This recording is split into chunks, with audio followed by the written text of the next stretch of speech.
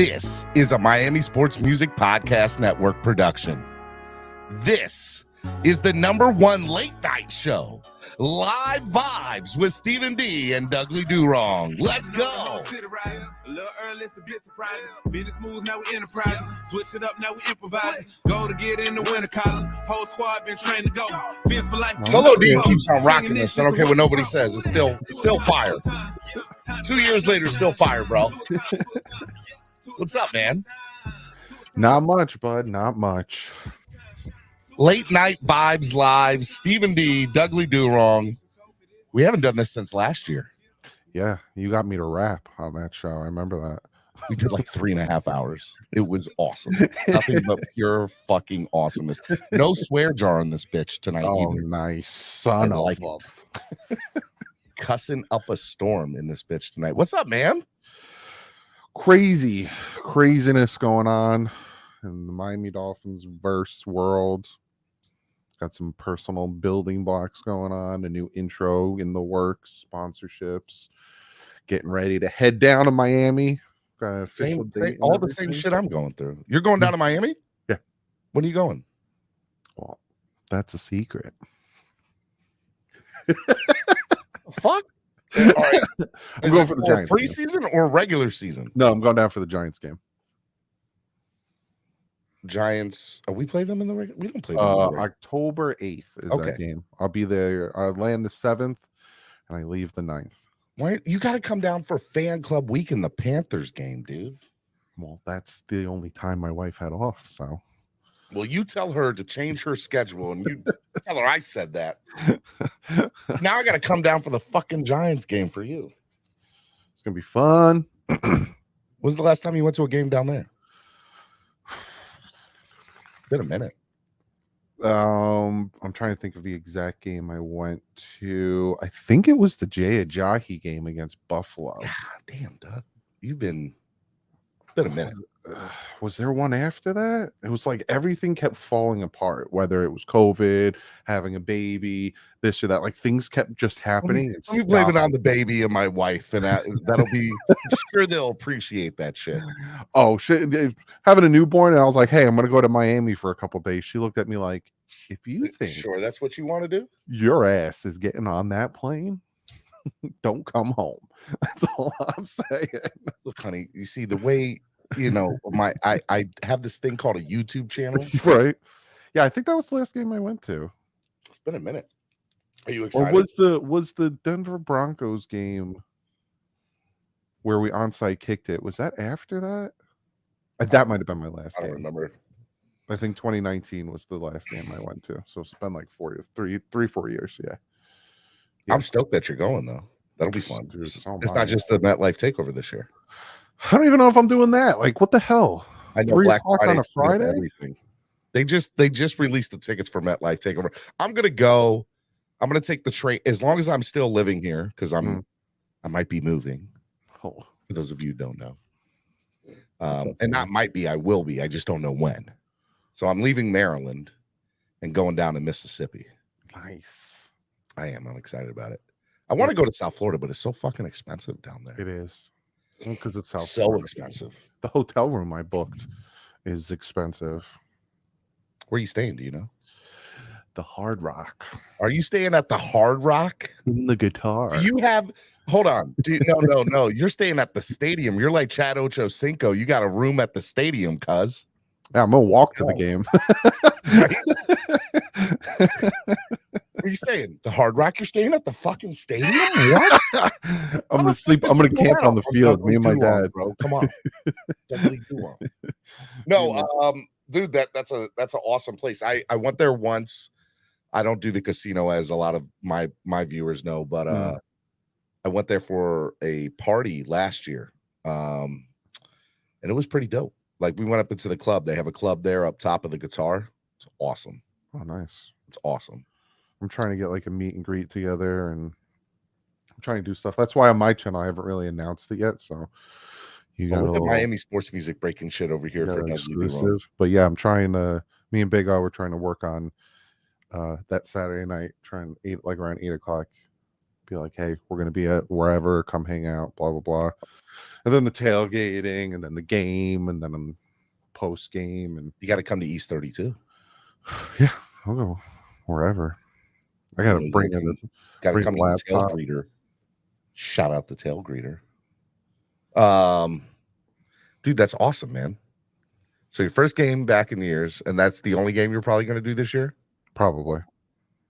It's a lot of money. Well, I mean, like you do Sundays, you do the stream Every on Sunday, Sundays. yeah. Except for I'm not doing the game I'm going to, because You're going to be sit there and live stream the game and like, and I'm not doing Christmas Eve because it's flipping Christmas Eve.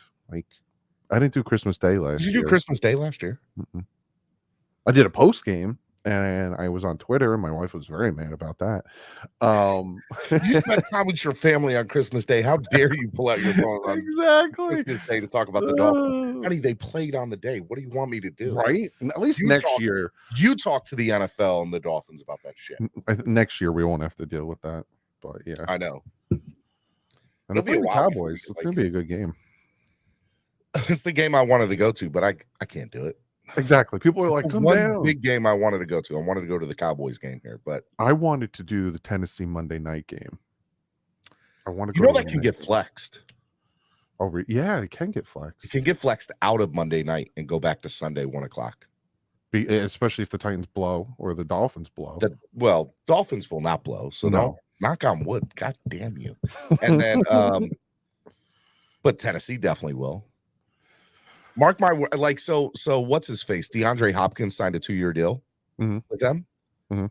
And I said on my show, I said, don't be surprised.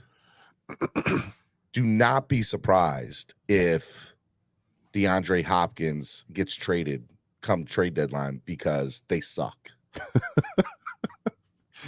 Play 8 or 9 games with them. They got him. I'm like, it's the perfect thing for Tennessee. They got him for 2 years. Mm-hmm. And if they're like 1-8 or 1-7 at the time of the trade deadline, they can get rid of them and build up, get draft picks or whatever. And somebody can make a playoff run with them and have them on the payroll for the following year. It's a no-brainer for Tennessee to make that move. Yep. But I think they screwed up that franchise royally. I like their coach. Like, I like Matt Patricia. You like Vrabel? Yeah. Why do you say Matt Patricia? I don't know why Vrabel. I think he's different. Wrong fat white guy. Okay. Exactly. Wrong fat defensive white guy. I think he's different than the normal Belichick tree. I think it'll be good, but it's good. It'll be interesting to see what happens there. But it can get flexed. So I think every game after week 5 on Monday night to week 13 can get, or week 15 can get flexed out of Monday night. I don't like this flexing out of a different day bullshit. Yeah. Because people pay, like, think about it, man. How much money do we pay to go to these games? It's a lot. Like, And my so flight now, alone and is a so lot. now you're going to tell me, I think they have to do it 21 days before. Mhm. But for example, like when I go to the games on Sunday, my flight out is usually the first flight the next morning on Monday. Mm-hmm. So now if it gets flexed up Monday, I gotta spend another $300 or $400 to this bullshit. Yeah, exactly. I hate it. Don't like it. And it's all for the NFL to make a couple more dollars. The fans are getting 100%. screwed out of it. Fans are getting screwed out of it. Did you watch any of the game tonight? A little bit here and there. Like, I watched the beginning drive and I was like, woof. You didn't watch Kellen Mond? No, I didn't watch him. Cleveland Browns football. But I Maybe not watched the future. yeah, I watched. I'll be honest with you, I watched all the way up until we just got on. That's how I was watching a little bit. I'm like, I need some football. Exactly. But I was like, oh, football's back, and people are like, it's the Jets and the Browns. Well, it's kind of funny because like I'm going to Canton, by the way. I'm gonna be there on Saturday. My buddy in West Virginia who runs the Dolphins fan club out there, one of my best friends, Ryan Keeling, shout out to Ryan. He had his birthday party last week and turned the big 4-0. Oh man. And his Caleb, his buddy that's also part of the Dolphins fan club there, is like, hey, I got an extra ticket to Canton on Saturday. He's like, if you can get here, we'll drive. You don't have to do nothing, just get to West Virginia and we'll take care of it. So I was like, fuck yeah, let's go. Nice. I'm about that life. I want to go. Anything to save a quick buck. And I get to see Zach Thomas get inducted, which is dope. Exactly. I love Zach. Zach was amazing. He deserves it. He deserved it. Richmond does too. Yes. I texted him this week and I was like, hey man, I'm going to Canton. So we're gonna try to meet up for a drink or lunch while I'm there. I don't know if we're gonna be able to do it or not, because I'm pretty much just gonna be there on Saturday, unless I might stay there Saturday night. Dolphins fans are doing a big meet and greet at like 6 o'clock. I'll have more info. So when I do, just follow me on Twitter, people. But I'm excited about it. But the scrimmage is on Saturday too for the Dolphins, which pisses me off. Mm-hmm. And then they kind of have off a little bit. And then they got the joint practice Tuesday, Wednesday, game Friday. After Wednesday, they do not have an open practice to the fans until the 23rd. They have a joint practice the 16th and 17th, but that's in Houston. So for the Dolphins, after the 9th, Doug Smith will be there. Who? Shout out to Doug Smith, other YouTuber, Doug. Oh, Doug Smith. The touchdown with Doug Smith. He lives in that area now, so he'll be at that Houston practice. Oh, nice. But very nice. So what? So there's tomorrow's an open practice. Scrimmage is an open practice because it's a scrimmage, and that's in the stadium. Mm-hmm. And then that's it. Then the Falcons joint practice. They'll be coming to Miami the 8th and the 9th, and then that's it. Get to see Matt Collins again. Oh yeah, jacked Matt Collins, by the way. Dude looks jacked. Did you see him getting pass interference on in that video clip? Yeah, just getting run into the whole time. Well, Atlanta's gonna suck this year. Tyler Heineke, baby, let's go. Fucking Tyler Heineke and Desmond Ritter. It's so weird seeing like other players in different uniforms too. Right? Like I'm watching the game tonight, and it's just weird to see Aaron Rodgers in an ugly ass green jersey. It's just weird. The broadcast was just gargling. Oh my God, were they? He didn't even play tonight.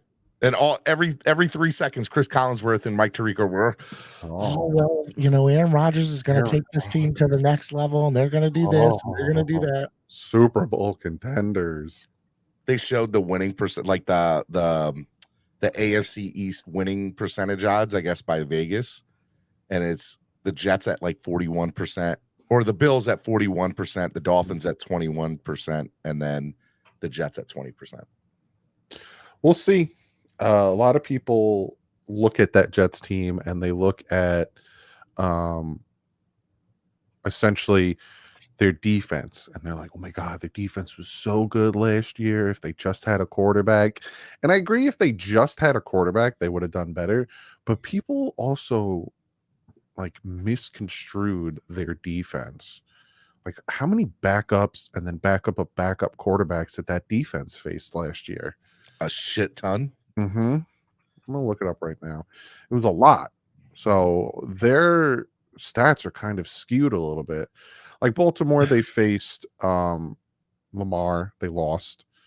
And then I think Cleveland, they did not face Deshaun. Cincinnati, they lost. They faced Skyler twice. Mm-hmm. Pittsburgh, I think they faced Pickett. Miami, they faced our third stringer. Green Bay. Denver, they didn't face their starter. They lost to New England. Like, to be fair, Denver doesn't have a starter. Yes, and I think Chicago. I didn't think Justin Fields was there for Chicago. Nope, he wasn't. By the way, dark horse to win MVP this year. Chicago? No, Justin Fields. Oh, yeah, dark horse. I think he's going to have a good year. I don't know if they're going to be a good team, but I think he's going to have a good year. It's so funny that Colin Cowherd like thinks that he sucks. Justin Fields. First of all, take everything that man says with a fucking grain of salt. I know. Oh my god. I was like, oh, so he's turning his attention now to He's not different shitting on fields, Tua anymore in the right? Dolphins. So, and that's because Joy's not there no more. Shout out to Joy, who, by the way, out here giving out Dolphins jerseys to her crew on her show. I thought that was great. She's like, y'all better believe it's gonna happen. I hope so, Finally, man. we got somebody in the national media helping us out. Right? But yeah, Coward's He's the worst. He is. I don't know how he has a job because of that, because he's the worst. Speaking of, did you see Skip Bayless, who he's gonna battle on Fridays on his show? See if I can guess it. I didn't see it, but let me see if I can. Is he a football player? No. Oh my Don't say God. it in the chat yet. What is he known for? Like, give me a media, basketball, baseball. He's a rapper. He's a rapper? I'm closing my eyes. I 'cause don't shit you see not. Don't look at the chat. They're gonna start saying it. it. Is he still rapping? He's still rapping. Has he released an album at all in the past 10 years? Yeah, I think so. Because I was going to say Kanye. But no, it's not. Exactly. Exactly. God, help save us fucking all from that. 50 No, Cent. but, No, I mean, it's almost just as bad. 50 Cent hasn't released anything. I don't know who. Lil Wayne. Little. Lil Wayne. Oh, geez, Louise. Little Wayne. Boy, oh boy. He yeah, so every Friday it'll be Skip Bayless versus Lil Wayne. Somebody said Tupac. Fucking, that's Danny. That's my boy Danny. He's ridiculous. Guys, tell everybody that we're live. We're gonna be up here for a little while. Share the link. Yeah, man, I thought it was hilarious. After Shannon Sharp left, by the way, Shannon, I think, is going to go with Stephen A. Oh, really? I don't like There's Stephen the A. rumor that that's going to happen. I don't like what Stephen A attacking our head coach. I'm not a big fan of Stephen A anymore. I didn't mind him before. So I was about to say, hold up. So does that mean that you were once a Stephen A. Smith fan? I didn't mind him. I thought he was just, dumb. But tell me how you really feel, bro. But once he started attacking our guy, I was like, no. Fuck this. No, he it's weird, right? Because the ESPN laid off 300 people. Yeah, some big names too. You know why, right? Because of you, Doug. Because of people like you. Good. YouTube is fucking taken over. I had this conversation with somebody money. today. Do you ever see that clip with it's an old clip, Will Ferrell, where the director's daughter plays the landlord, and Will Ferrell it's like a 3-year-old, and she's Will Ferrell's landlord. What movie is this? It's just a clip on YouTube. Oh, is it a Funny or Die thing? Yeah, he's like, "Give me my money, bitch." You got to tag me in that. He's like, love that shit. What? Stop yelling at me. Ivan says Stephen D's different at night. No swear jar. Yeah, fuck the swear jar. We only have that shit in the mornings. My ears. my virgin ears. My virgin ears. Me and what Steven. shirt you wearing today, bro? What happened? What shirt you wearing today? Your shirt game is fire, by the way. It says "Let's give hugs," and it's a face hugger. I like it. Your shirt game is fire. Whenever I go to physical therapy, I always wear my Dolphin shorts and then a horror t-shirt. I don't plan it. I'm not like, ooh, physical therapy day, horror shirt, Dolphin shorts. It just happens that way. And I'm always like, my physical therapist probably watch me walk in, and he's just, because he knows I cover the Dolphins, so the shorts make sense. But he's probably looking at you have a pair of DWA shorts? No, I don't. God damn it, Doug. I gotta get some OD on that. But yeah, he's probably like, you're a little crazy. And little? he asked me a bunch of questions. Once people know I cover football, then they start asking me football questions. So what about this? What do you think about this year, huh? What are these guys gonna do? Do you have inside sources? And I'm like, kind of. By the way, I'm growing to the point where you I live in Jersey, right? Yeah. I saw you getting a new neighbor. Did you see what I tagged you in on Twitter? Oh yeah. He's probably moving to. Let me see if I can guess where he's moving to. I have no He bought a fucking idea. 9. I just saw he's moving to Jersey. I'm like, oh shit, Doug's got a new neighbor who plays quarterback for the New York horrible Jets. He what is like a $9.8 million house. $9.8 million house in Jersey he just bought. But he took a $30 million pay cut. Which, by the way, is bullshit. He still got his money. I'm turning on my real estate brain. Cranford, maybe Clifton.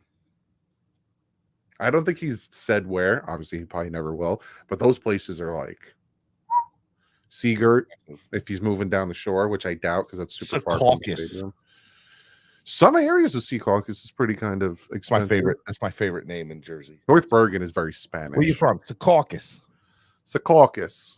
That's who you could tell that they were. That's where the MLB studio is, right? Yeah. I applied there when I graduated college.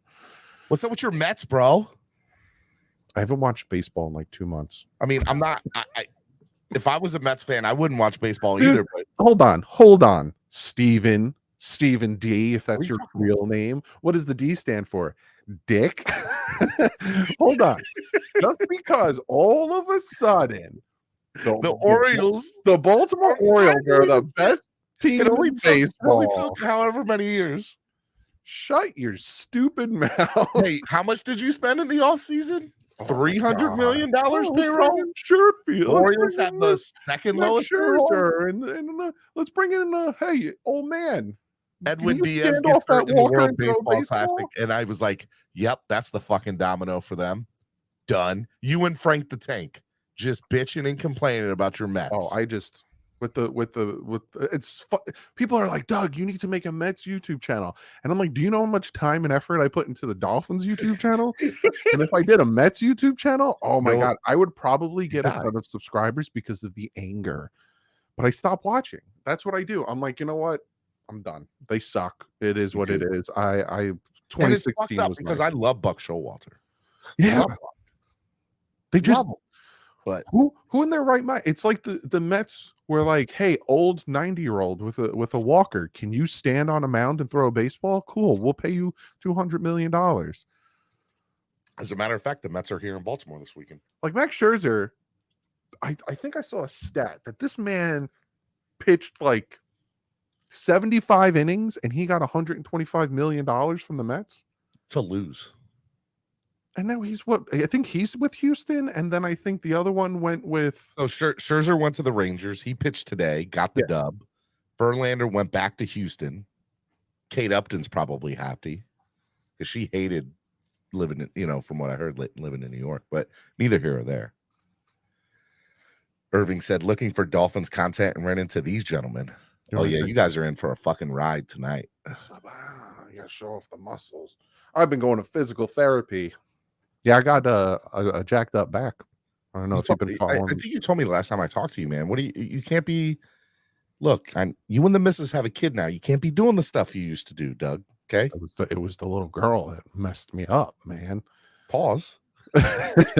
So I've had throwing her up in the air. Oh, it's stupid on my part. It's stupid. So I've had back problems forever. I had scoliosis at one point, and I got that fixed. So I've always had back problems. But like 3 or 4 months ago, I'm putting her little sandbox together, and I'm on my knees doing it, and she wants me to pick her up. So I like go to pick her up, and then I go to put her down. And again, I'm on my knees, go to put her down. She don't want to be put down. So she lifts her legs up. So I'm trying to put her down. You're like pushing as she's pulling. Oh my God. Gravity doesn't work like that. So my back, the pain. So I just put her on the ground. I was like, your ass is going on the ground because I'm hurt. And then it got bad because before that I could walk. I used to love walking. I'll walk miles on miles. Just give me music and I'm walking. After that, I could only walk like 4 or 5 blocks and I had ridiculous back pain. So recently I went to the physical therapist. He got me to the orthopedic surgeon. We got a back x-ray. Oh, your discs are fine.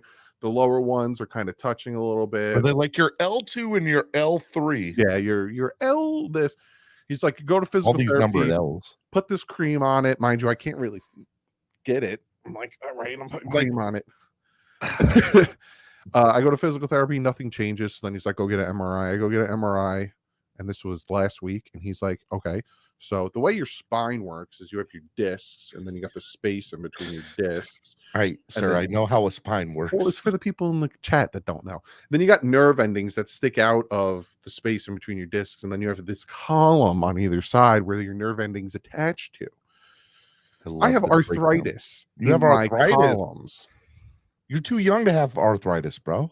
So the section of my back where it hurts, I have arthritis in there. So the nerve endings that are touching that, whenever I try to do anything, walk, stand, this or that, I get the pain. So I'm on the 22nd, I'm getting injections in my back.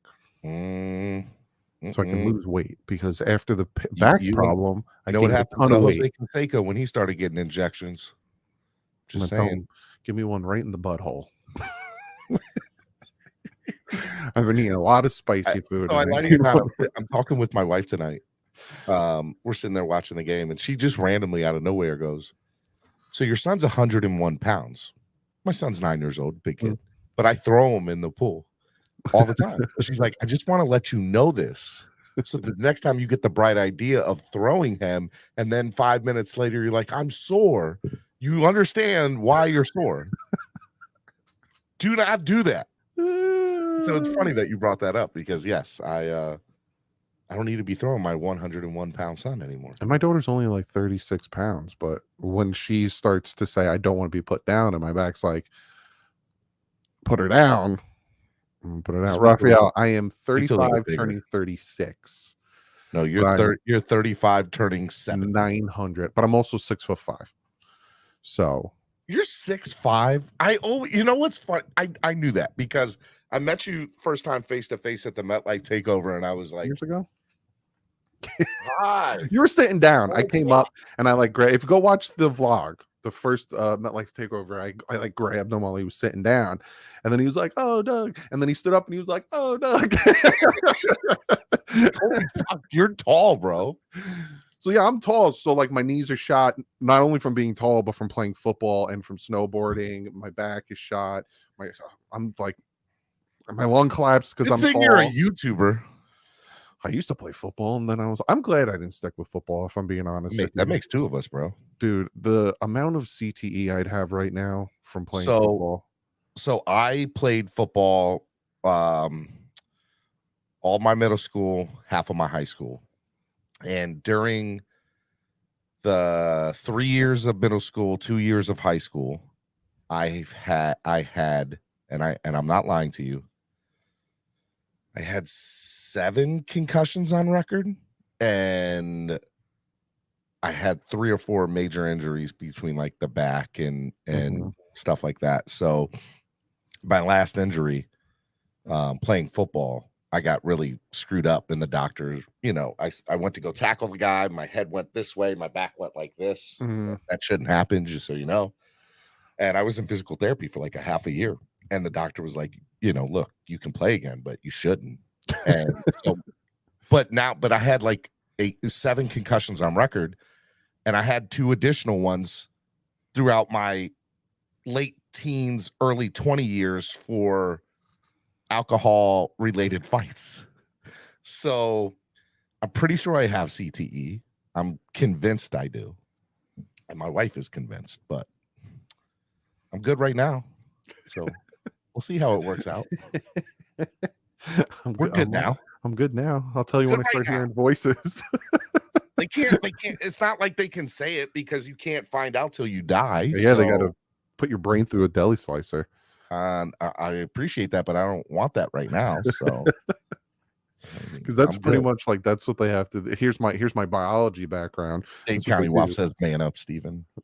They take your brain, they put it through a deli slicer, and they kind of look at the neurons and everything. They put you, and then they slice it into these little whatever the science shit is, and they put it under, and they're like, "Oh, look at his brain."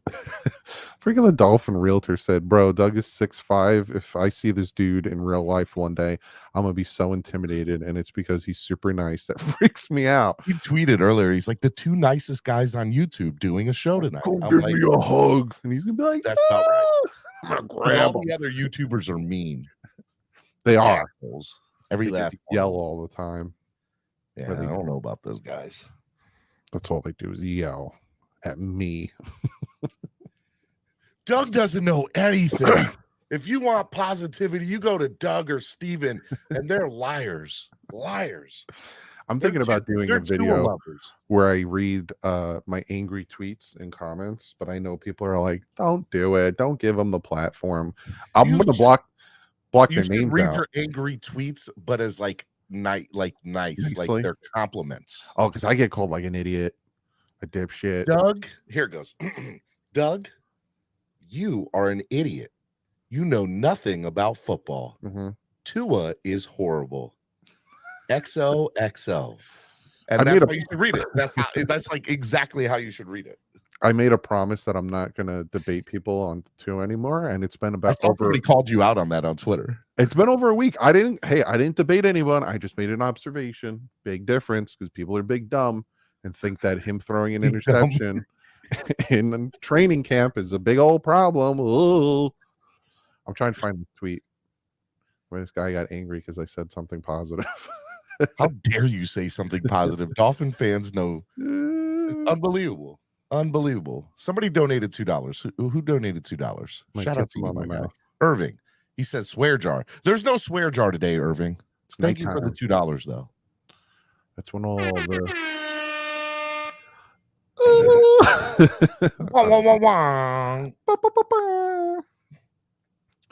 So what good movies have you seen lately, or TV shows, whichever one you want to talk about first? I saw The Flash. What did you think? I liked it. There's some parts of it I didn't like. It got all these bad reviews. I loved it. It's because people have high expectations for certain things. Like lately, Marvel's been sucking ass. Their TV shows have. Marvel in general, though. Well, that's because Kevin Feige or Igor, or is it Feige? But I liked it. The CGI was bad. I'm not gonna lie. I'll tell you where it's bad. The CGI was bad. The story could have been better. Like, don't throw a Flashpoint. I know it's just The Flash. Like that, the name of the movie was The Flash, but it was based off of Flashpoint, and Flashpoint is one of my favorite comics, and they did no justice to it. Like, it was cool seeing. I'm not going to spoil it for people; it's still too new. It was cool seeing certain things, but they had Nicolas Cage in there as Superman. Fuck it, that was dope as hell. You friggin' spoiler. I mean, but like, so as the comic book, like, we all like this is a horrible tattoo, but I'm a big Superman guy. That was my first ever tattoo. Don't judge me on it. I need to get it redone one day. But anyways, as I was saying, I always thought it was cool that Nicolas Cage was going to be in Kevin Smith's or Tim Burton's Superman. And so I thought it was real cool that they paid homage to that. And they also paid homage to, you know, all the Supermans, all the Flashes, all the, you know, even some Green Lanterns in there, and there was some really cool shit in there. Like, I loved it. Well, supposedly Suicide Squad, the first one, was supposed to be completely different, and Warner Brothers changed it, just like they changed the Justice League when Zack Snyder's was so good. Apparently, Zack Snyder's was amazing. You find out that Enchantress was being controlled by the Mother Box, and then it shows Steppenwolf. So it's kind of like a, who the hell is this guy? And then Justice League, you know. Warner Brothers fucked that up royally. 100%. Diablo wasn't going to sacrifice himself. Killer Croc was going to be brought in by Batman after he fights him in the sewers. There was something else that was really cool that they changed, but they messed it up. The whole look, the whole. Oh, the Joker didn't die, because, you know, when the helicopter crashes, but he didn't die because Enchantress brought him back, and like half his, because you remember half his face is like burnt in one of the pictures. That's what it was from. Messed it up, royally messed up the Suicide. Did you like Jared Leto's Joker? Yes, I like Jared Leto's Joker. You and I are just alike. In Snyder's Justice League, I did not like that scene. Yes, perfect. So I watched it the other day with my wife again. I was like, it's so good.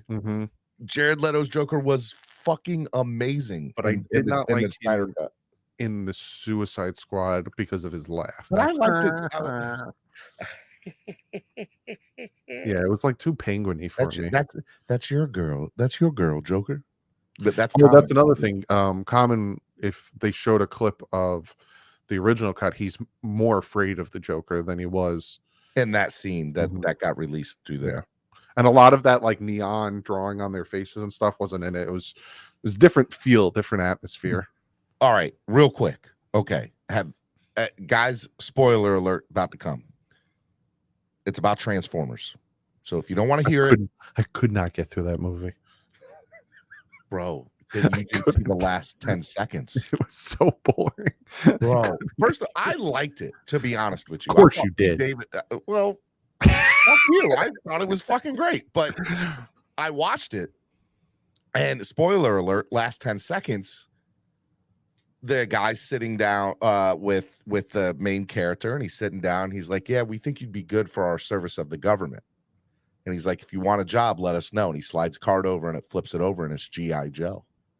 And G.I. Joe and Transformers had a 4 comic book crossover in like the 1980s. Yeah, because they're all like, Hasbro, right? Shit, G.I. Joe and Transformers. Yes, thought it was great.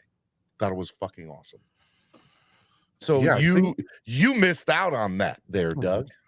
Your mind could have been blown, but you chose to turn the TV off because you thought it was boring. It bored me. I couldn't. I'll probably continue to watch it. Hold on, I'm just answering something real quick. Are they saying, what the fuck are you doing?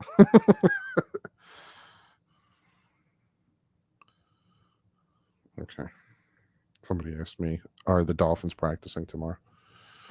Yes, they are practicing tomorrow. They are. So I found the tweet. So Simon Clancy share the screen if you can. Said no, because I don't want this person's name to get out there because I don't want to give him any attention. So the Dolphins had former 49ers linebacker Navarro Bowman come in and talk. He's worked with the linebackers, yada yada. I talked about it in today's video. And I said, I don't want to be let down, but this defense might be ridiculous, right? Just the stance on it. I didn't say, oh my God, they brought in Navarro Bowman. That man's going to change this defense. I just retweeted that, but on top of it, I said, I don't want to be let down, but this defense is going to be ridiculous. And this guy said, yeah. I'm gonna read it as if I heard it in my head. I love it. Your interpretation of how he was saying it. Ready? All right. Yeah, because Bowman talked to the linebackers. Give me a fucking break. Holy shit. Made me laugh. I read we all get those tweets. He followed me too. I read the tweet and I started laughing. So I replied saying, did I say that was why I laughed my ass off? Because I genuinely was laughing when he said, give me a fucking break. I'm like, give me one. Relax. Take a breath. God damn. Dolphins fans can get so upset. There's certain Dolphin fans you cannot say anything positive. And I can name them. Bro. I won't. Don't say anything positive. Bro. Oh, Tua threw a nice touchdown. Good job, Tua. Oh, give me a break about Tua. When are you going to stop talking about Tua? They want me to stop. You know who only going to be up for the MVP this year. Dude, do you know who they want me to stop talking about? Like, they're like, stop talking about him. Dalvin Cook. We're going to do a 30-minute thing tonight on Dalvin. I got a lot of information. Like I said, I'm getting a little bit bigger, so well, it's funny because when that whole shit like kind of went down, I was like, yeah, he's gonna be a Dolphin. And then it kept on and it kept on, and then he goes like does all this shit with the Jets, and I'm like, yeah, he's probably not gonna sign with the Dolphins. And then he leaves New York without a fucking thing. It's been 4 days. And I'm like, well, he just said fuck you to the Jets, which I'm all about. Well, did you see what Chris Carton said? What did Carton say? By the way, fuck Carton, but go ahead. He's an asshole, bro. Carton's been kind of on it. The freaking dog hair. WFAN, right? The same part in my face. Yeah, I like Chris Carton. He's a douche, dude, but I like him. He's a douche. Yes. Okay, thank you. As long as we're on the fucking same page. But he's funny douche. He's like, he knows how to push your buttons. Oxymoron if I've ever heard one. I have a friend. He's a funny douche. I'm not gonna say what his name is, but he's a funny douche. talking about me? No, you're not funny. Okay. You're just a douche. So Chris Carton said, Plexico Burst just said on the Carton show that Dalvin Cook is going to the Cowboys or the Dolphins and the Jets are out. And About that life. Craig Carton, why do I keep calling Chris? Craig Carton also broke that he was visiting with the Jets. So if that's true, and if it comes down to the Cowboys or the Dolphins, He's coming with us. why wouldn't he go anywhere else? He's not going to go fucking play with Tony Pollard. It's about the money. That's what it's all about. He wants to play with us. Dude, he literally was all right. We're going to break it down. I got a whole let me get my pull a board out. It's got string. He's going to be a Dolphin. All there fucking is to it. He went on Good Morning Football. Now, right? having said that, I have flip-flopped about 4 times on Dalvin Cook. Yeah, 100%. And I can admit it. He goes on Good Morning Football. They ask him. He says, "Seems it's a good possibility he's going to sign with the Jets, but it's a Cinderella dream to go play for the Dolphins." Then he goes on ESPN. He goes on CBS, and he's like, "Nothing's out of the normal. I have other things up there. You know, the Dolphins are up there with the Jets." Da da da. Backtracking. Goes on ESPN. Says the same thing. You know, oh yeah, I like the Jets. You know, this and that, but the Dolphins this and Dolphins off and Dolphins. A lot of Dolphins essentially saying, Chris, come and get me, man. You just got to come up a little bit on your offer. Give me $2 million more. And Chris knows this. Yeah, he's not. Chris is just like, you want to come play? We know you want to come play. Fucking take the offer we have and shut the fuck up. Like, that is where it's at right now. So essentially, the first offer was like 4 to 5 million with incentives. I thought it was 4.5. I thought it was like give or take, with incentives to get to 7. But the incentives were very hard for any NFL player to get. And that's what, if you heard the rumors or you heard it on Twitter where it rubbed him wrong, like he kind of was like, what the fuck? That's where it was. Whereas the incentives were hard to get to. So he probably never was going to get to 7 million. So that's where the Dolphins were like, this is what we can offer you. Take it or leave it. And that's where it's still sitting. What I'm hearing is now that Chris Grier, you know, again, it's been 4 days since, you know, he's been at the Jets. Chris Grier might be tweaking it a little bit so those incentives are more easy for him to get to. What the incentive should be is you play 85% of the snaps for the games this year, or 80% of the snaps. And as long as the Dolphins make it to the AFC Championship game and you play 80% of the snaps of on the year, whatever it needs. I don't know if 80 might be too high, but you get what I'm saying. Like, give them a percentage of the snaps, and as long as the Dolphins make it to the fucking AFC Championship game, we'll give you 7 mil. Then it was worth it. I think what they should do is, like you said, percentage of snaps, hit a certain yardage mark, hit a certain touchdown mark. That's probably what they did, and they probably were a little like, hey, do 1,100 again, even though you're going to be sharing carries, do another 18 touchdowns, even though that's probably where he's like, unless I'm the bell cow, I can't do it. But that's probably where the incentives are sitting: yardage, time played, touchdown, and probably how far the team goes. Where he, as a running back, you can't really control how far the team goes. But yeah, that's what I'm hearing. I'm hearing that right now, Chris Grier supposedly is like, all right, let me see what I can do. But he hasn't. If you loved visiting the Jets so much, you would have signed by now. He most definitely would have. And and everyone's been saying this. He used the Jets. I'm gonna go visit Jets, Miami. Oh, I like it here, Miami. Oh, the fans are cheering for me, Miami. Oh, I'm gonna be on Hard Knocks on Tuesday, like they had. You're gonna up it, Chris? Yep. And Chris was like, no. Chris is like, bro, I know what you're doing. Okay, you know you don't want to go play for that bum ass team up in New York. You don't want to live. You don't want to be in the cold. You don't want to have those fucking taxes. You don't want to play with that shitty quarterback up there. We know you want to come here. Stop. What are you doing? We know what you're doing. Chris Grier goes on Sirius. He's that girlfriend that's trying to make the ex jealous, but they know that they're meant to be together. Yes. That's all this is. And then all this is. Chris Grier goes on Sirius XM. Says Dalvin Cook is a tremendous athlete, football player, and has been a productive player in the league. So I think that's why everyone's looking at him. I say people would love to have him, but whether it works out with us or anyone, we're happy with the group we have, and we're moving forward right now with this group. He will be a Dolphin. Whether it works out with us. Now, is when do you big, think he signs, though? and then moving forward right now with the group they have. When do you think he signs? Like, when do you think he makes his decision? It has to be soon.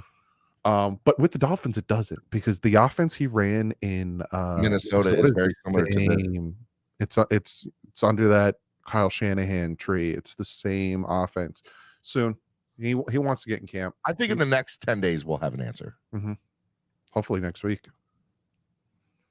And if it's, I'm fine with him not going to Miami. Right? Say he wants $7 million. Dallas, have fun in Dallas, bro. Like I'm just just don't go to the Jets. Just don't go to New York. Go back. You can go to Denver. You can go back to Minnesota. You can go to Dallas. You can go where. If he doesn't go to the Jets, I'm gonna laugh. I'm fine. I'm gonna fucking laugh. The Dolphins they couldn't get Tyreek. They couldn't get DeAndre Hopkins. They can't get Dalvin Cook. Couldn't get Carr. The only reason they got fucking Aaron is because the Green Bay Packers pissed him off fucking royally. You heard him, right? Yeah. I was in the Pat McAfee interview. He's like, I was 95% ready to retire. Who the fuck is 95% ready to retire and then says, fuck it, I'm coming back just to fight you all? I said this. It's a spite. I said this in the video. He's going to get to like week 6 after taking a bunch of hits, because that offensive line isn't that great. And yeah, he's going to be like, he's like, now I know why Zach Wilson fucking sucks, because fucking team sucks. But yeah, I'm fine with him going anywhere but the Jets, because like a lot of people say that the Dolphins don't need him, but like already Zach Wilson's banged up and Raheem Mostert got banged up last year. Like if we all of a sudden have this ridiculous 3-headed back with Dalvin Cook, Raheem Mostert, and Jeff Wilson, nothing but help us. Exactly. By the time, he doesn't have to take the workload, so he doesn't get banged up, but he played all year last year. And the same is for the other guys. Moya, so it's this Aaron went on Pat McAfee's show and quote unquote said, I went in my darkness retreat and I came out of it and I was 95% ready to retire. Yeah. When they went back to go talk with the fucking Packers, the Packers said, we're moving on from you. We don't care what your answer is. But the 4 days before he went in, the Packers had told him, go into your darkness retreat, and whatever you decide to do, we'll back you up on it. Well, they changed their fucking story 4.5 days later. And he's like, well, fuck you, because you told me that you would wait on me for this darkness retreat. So I'm telling you right now, if Aaron Rodgers told me he was 95% ready to retire, I believe that shit. Because there's no reason for him to say that otherwise. Dude, they kept him in the dark. Go listen to Tom Grossi break it down, and he goes into full detail. He's the Packers YouTuber. He goes into full detail talking about how they kept him in the dark and how they didn't communicate with him and how all this stuff happened, and they rubbed him the wrong way. Fucking none. We'll see. We'll see how that all plays out. I think it's so funny that, like, all right, so you're a baseball fan like me. So on my show, I try to he didn't contemplate retiring. He talked to his family about it. Tua didn't want to retire, but he was like, let me talk to my family and see if they're all right with me continuing to play football. It's a big difference. Okay. What about baseball? Whatchamacallit? In baseball, they have this stat called WAR, wins above replacement. You're familiar with it. In football, it's tough to put a WAR into. It's kind of like EPA and stuff like that. But if I had to give a WAR to Aaron Rodgers, to me, it's 3. I think Aaron Rodgers is good enough by himself to give you 3 extra wins. Yeah. So if the Jets, who were at 7 wins last year with the team that they had, and playing against all the fucking backup quarterbacks that they played against, mind you. If Aaron's WAR is 3, it just gets them to 10 wins. So I don't see how they're gonna be like. I don't get the fucking hype. I don't. And I'm a Dolphins fan. I get I sound like a hater. fuck it, man. I don't get the hype. I don't understand it. Plus, Aaron, if last year was a sign of what's to come, he's on a downward slope. Yep. So we'll see. We'll see if he bounces back. But hey, if this is like 2008, I'll be happy because then the Dolphins are going to win the division. Fuck yeah, we are. And we're going to have a home playoff game at Hard Rock, and it's going to be fucking awesome. Fucking amazing. I'm excited. Yeah, man. Oh, that's what I want. I forgot. I completely forgot. I'm seeing J.R. Blake talking about Eli Apple's contract, and I forgot I wanted to talk about that. Did you like the Eli Apple signing? I didn't hate it. There wasn't really any corners out there that were Cleveland won, by the way. The Jets fucking lost. Fuck them. 21-16. Let's go. Bubba Bolden, former Miami Hurricane, with the game-winning interception for the Browns to tell the Jets to DX this bitch. Fuck the Jets. I don't care that it's preseason. I love it when they lose. There was no one out there really that was going to replace or make us feel better about losing Jalen for however long we're going to lose him. He'll be back. Jalen will be back in November, bro. Yeah, he's determined. I love the fact that he's on the sideline every camp. So the tweet that I saw after he got hurt was from a fucking Dolphins fan saying, quote, he's going to be just like Byron Jones after he got hurt. He's not going to do anything. He's not going to show up to the team. He's not going to be a part of the team. He doesn't give a fuck. Not 24 hours later, this motherfucker is on crutches giving instructional to Justin Bethel and shit on the sidelines and has been at practice every day. Every day. And I'm like, this guy wants to win and cares about the team. Like, oh my God. He's going to come in at the perfect time. And it's funny because somebody said December, right? He's going to come in December. He'll be back and yada, yada. And somebody in my comment section on my video was like, the season's over. What do you mean December? I saw that shit too. The season's over. I hated it. Don't get me wrong. My gut felt bad the moment it happened. But they got 6 games after December. They got Washington, they got Tennessee, they got the Jets, they got the Cowboys, they got the Ravens, they got the Bills, and then possibly again playoffs. Seasons. Playoffs. Get out of here. Playoffs. Yeah, Cap for life. Cam Smith, dude. He's good. He's good. The reason he fell in the draft was supposedly off the field issues. Cam Smith. He's a dog. Got another good Smith on our hands. Cam Smith is going to be a beast, bro.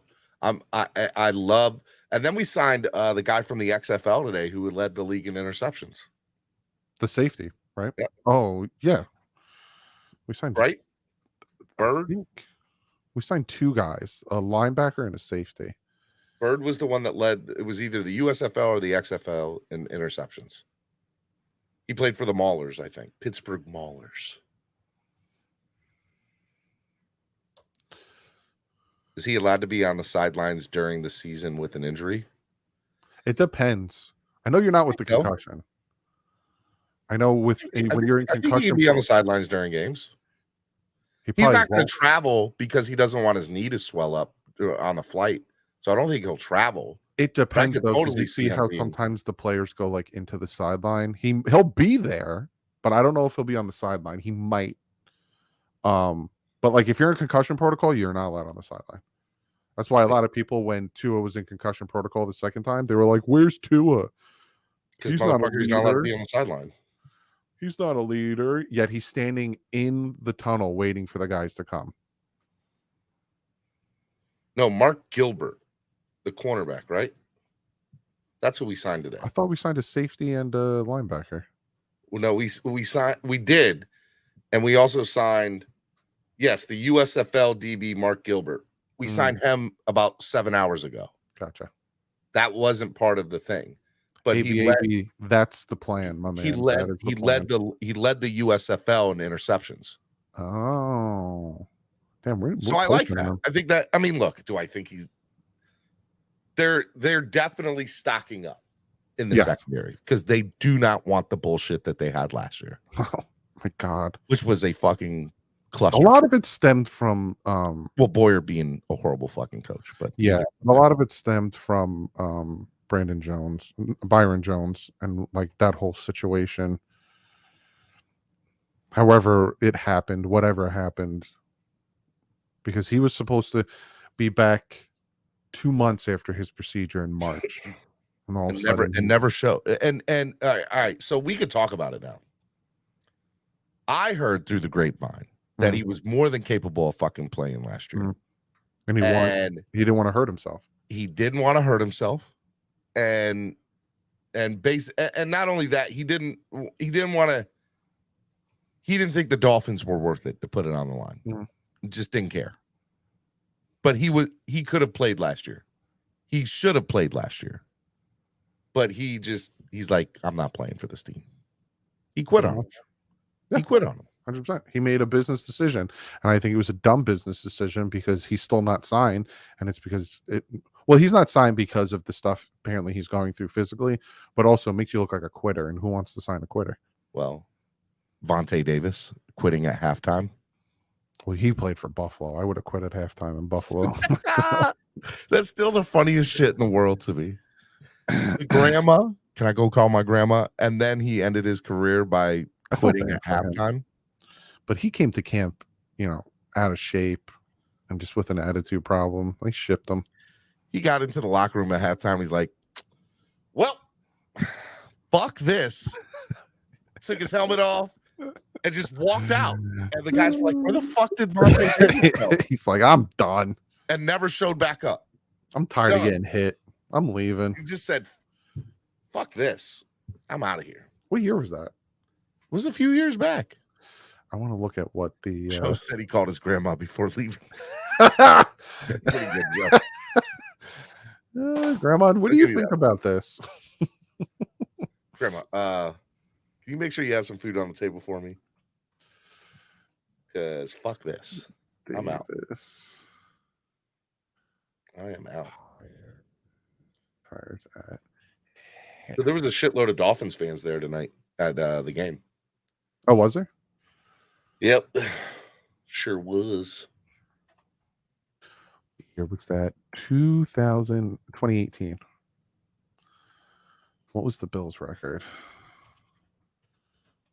2018. It probably wasn't good. Did fucking Shohei Ohtani get hurt? Did he? He's gonna be a Met next year. He's not. He's staying on the West Coast, bro. I wanted the Orioles so bad. They went 6-10 that year. He was like, I'm done. Do you know what game Shohei it was? Ohtani threw 59 pitches over 4 scoreless innings, but he was replaced on the mound in the 5th. There's nothing. He's the greatest baseball player ever. I just want to the greatest baseball player ever. He is the greatest ever. There's nobody else that's better than him. What game ever? Was it? Now, today.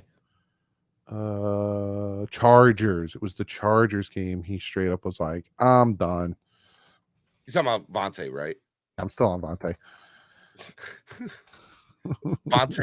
Vontae Mack, no matter what. Remember draft day? That was week 2. It was week 2? It wasn't even late in the year. It was week 2. It was week 2. Fuck this. Not doing this for a whole season. Week 2 What home. are you guys talking about? They lost that game. Well, the week before, week 1, they lost to the Baltimore Ravens 47-3. Fuck out of here. And then they lost. What was week 1's loss? To the Ravens 47-3. Oh, no wonder why he quit at halftime. He's like, I'm not fucking doing this for a whole season. They won 6 games that year. He could have at least played and then went in the locker room at halftime and said, hey, you either trade me or I'm out. The fact that he quit at halftime is very fucking Vontae Davis. Like, they beat Miami in week 17, 42-17, though. Somebody just tweeted, wow, the Jets are 0-1 in the Rodgers era. Can't say I'm surprised. Fuck. That tweet is getting retweeted. Oh, my God. Love it. Oh my God. That's too funny. I just want to show you something. Can you do it on camera? I think you're gonna love it. I just want you to see that. You don't see that? I gotta go. Fuck it. I'm not doing this for a whole few hours. I just stopped myself from starting an argument on Twitter about Tua. I'm getting good at it. Practice makes perfect. NFL is reporting the Lions have sold out of season tickets for the first time since they started playing at Ford Field in 2002. Must be nice. Welcome. Right?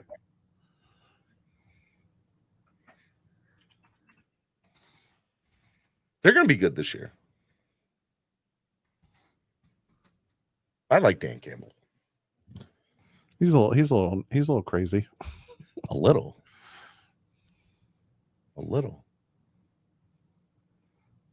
Did the lights go out in the fourth quarter at the stadium? Oh, I didn't watch. Well, this is SportsCenter's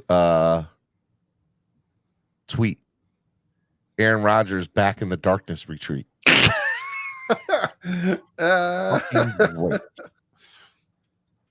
Love it. Oh boy. Oh, I'm retweeting that too now.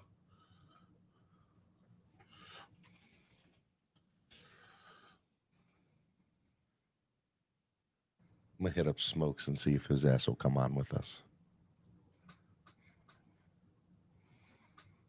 Shout out to Nikki Smokes.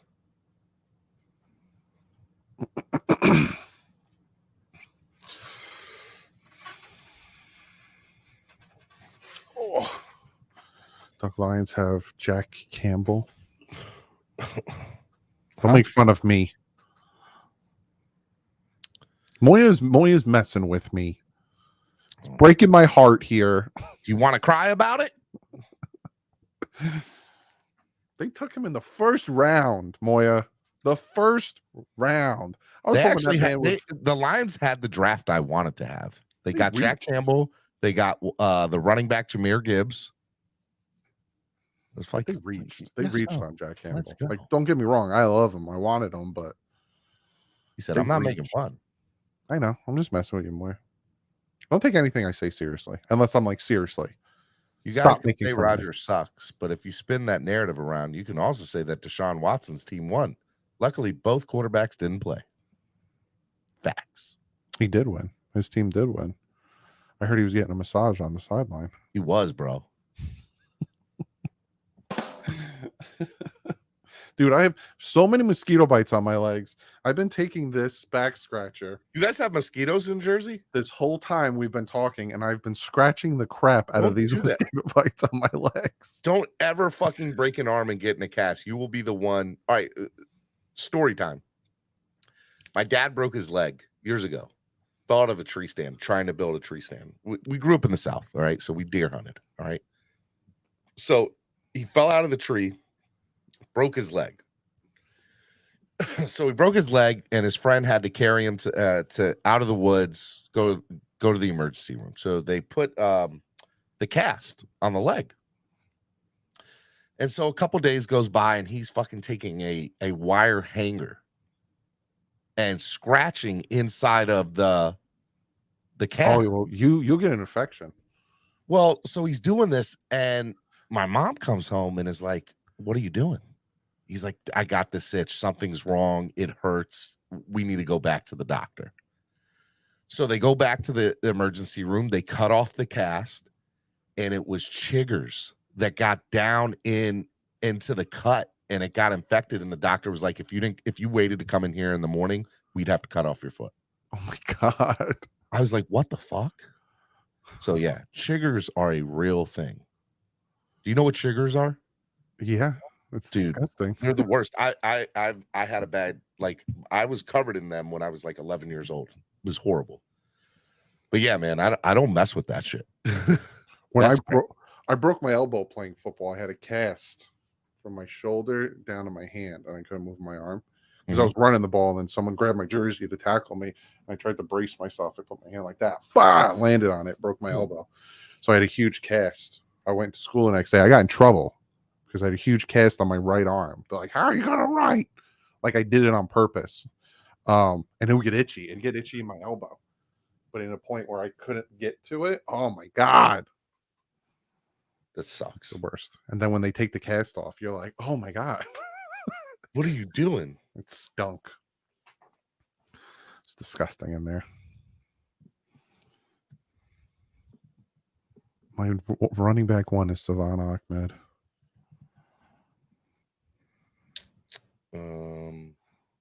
How dare you? No, he's good back. He's fast back. All of our backs are fast. Do you notice that? Our whole offense is. Every last one of them. And that's why Dalvin Cook would be such a great addition to the team. Because he's power. Yeah, he's that third power. and one, you hand it off. You have speed. Good with that. We were horrible in goal line running the ball because we don't have the type of back. Where's Lusaka Polite when you need him? Exactly. Rob Conrad. Love that guy. Lusaka was the shit. You're the shit. You're the shit. I got a shit. I was waiting for you to say it back to me. I got a shit. So all right. So what movie? So what TV shows have you been watching? Have you seen Twisted Metal yet? No, I want to. I'm afraid it's not going to live up to my expectation. Oh, dude, it's so fucking good. Is that Samoa Joe playing Sweet Samoa Tooth? Joe's playing the clown or whatever his name is. I can't think of his name off the top of my head. Sweet Tooth. But the voice is Will Arnett. That's hilarious. And it's fucking gold. Supposedly there's like some Easter eggs for Twisted Metal 2. Yes. So I'm gonna check the last episode has a lot of them. And the last episode is great because it has the setup of how you played the video game back on PlayStation. Mm. And then they leave it open for some of the storylines that Twisted Metal had in the video game. Mm. So it was great. And Anthony Mackie fucking perfected it. It was so good. I gotta watch that. I gotta finish watching Quarterback too. I watch all of these when my wife goes to bed. I watched the first episode and was like, I don't know if I can do this. It's pretty good. I can watch Jackson Mahomes anymore. No, they actually do a good job of like. He's a clown, bro. Can you guess what I'm doing? And I don't think Patrick likes him. Like for real. I don't think Patrick likes his brother. Can you guess what I'm doing right now?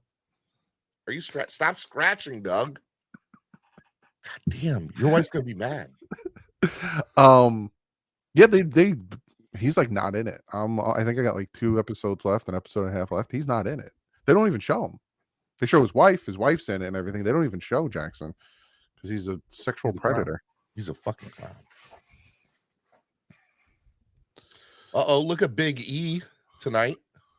Yeah, with Zach Thomas. I would have kissed Zach Thomas right on the mouth. Tell me how you really feel. I would have got arrested. He was like, what the fuck are you doing, man? But like, I had to try. It's like, what's his name from Sandlot with this lifeguard? Wendy Peppercorn. That would have been me. Then I would have got kicked out. He's like, I've been planning it for years. You hear that? He planned that, guys. He knew all along what he was doing. I would have got kicked out of the stadium, right? And then I'd look back and Zach Thomas would be standing by the fence like this. That day, I married him. Door stood a little bit taller. And then I married him later on in my life. We knew what he had done was sneaky, wrong, and downright whatever he said. He's like, but it was cool. And I'm thinking to myself, there's no fucking way this gets made today at all. That's cool. That's assault, cool. Brother. No way. After the Deshaun Watson mess, nope. Oh my Not God. happening. No.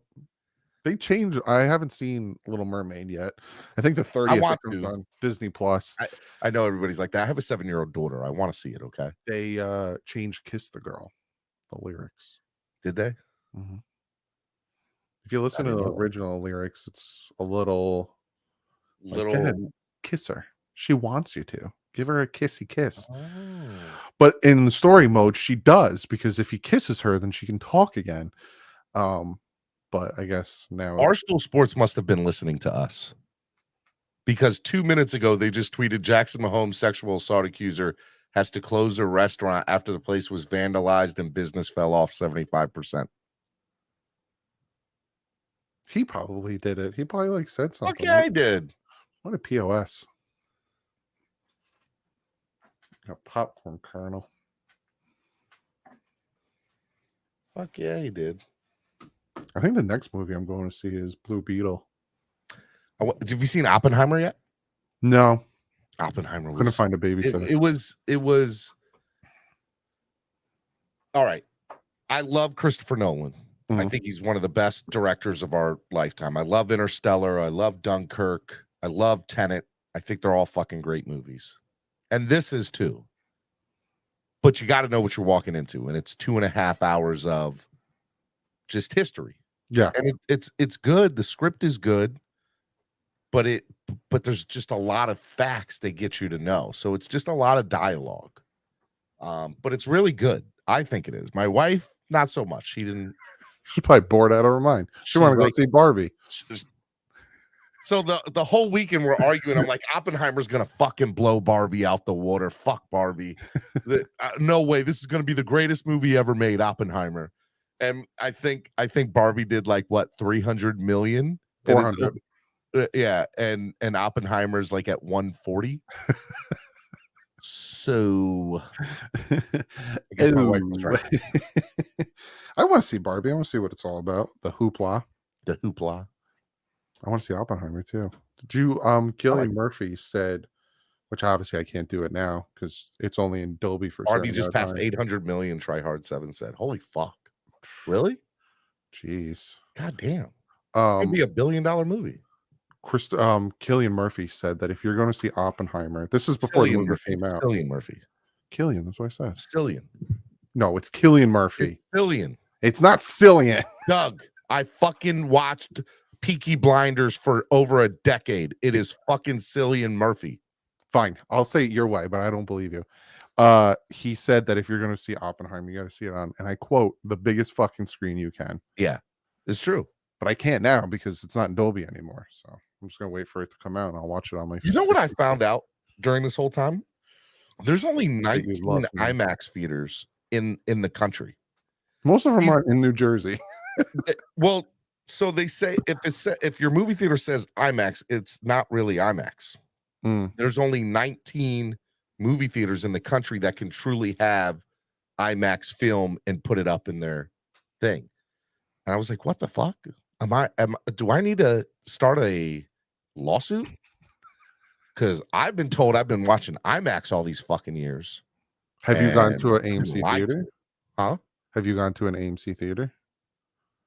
I don't like AMC. Wow. I don't like Regal either. Fuck Regal. You're racist. I don't think I am, but AMC and fuck Regal. I like you're gonna throw some name out there. Well, there's a local movie theater here that's pretty good, but they're George's Screen and Scene. What's the one in Towson here? I can't think of it for the life of me. I wish I had like a snack I could just stick this into. After scratching? I've been destroying it in my friggin' ankle. I'm surprised I'm not bleeding yet. Don't get it twisted, Steven. They are listening. Everyone's listening. They're listening. Wait for it. Everyone's listening. Government. So, TV shows. What? I just finished binge watching Shameless. I have to finish the last season. I stopped right before the last season. Just want to say, might be one of my favorite shows of all time.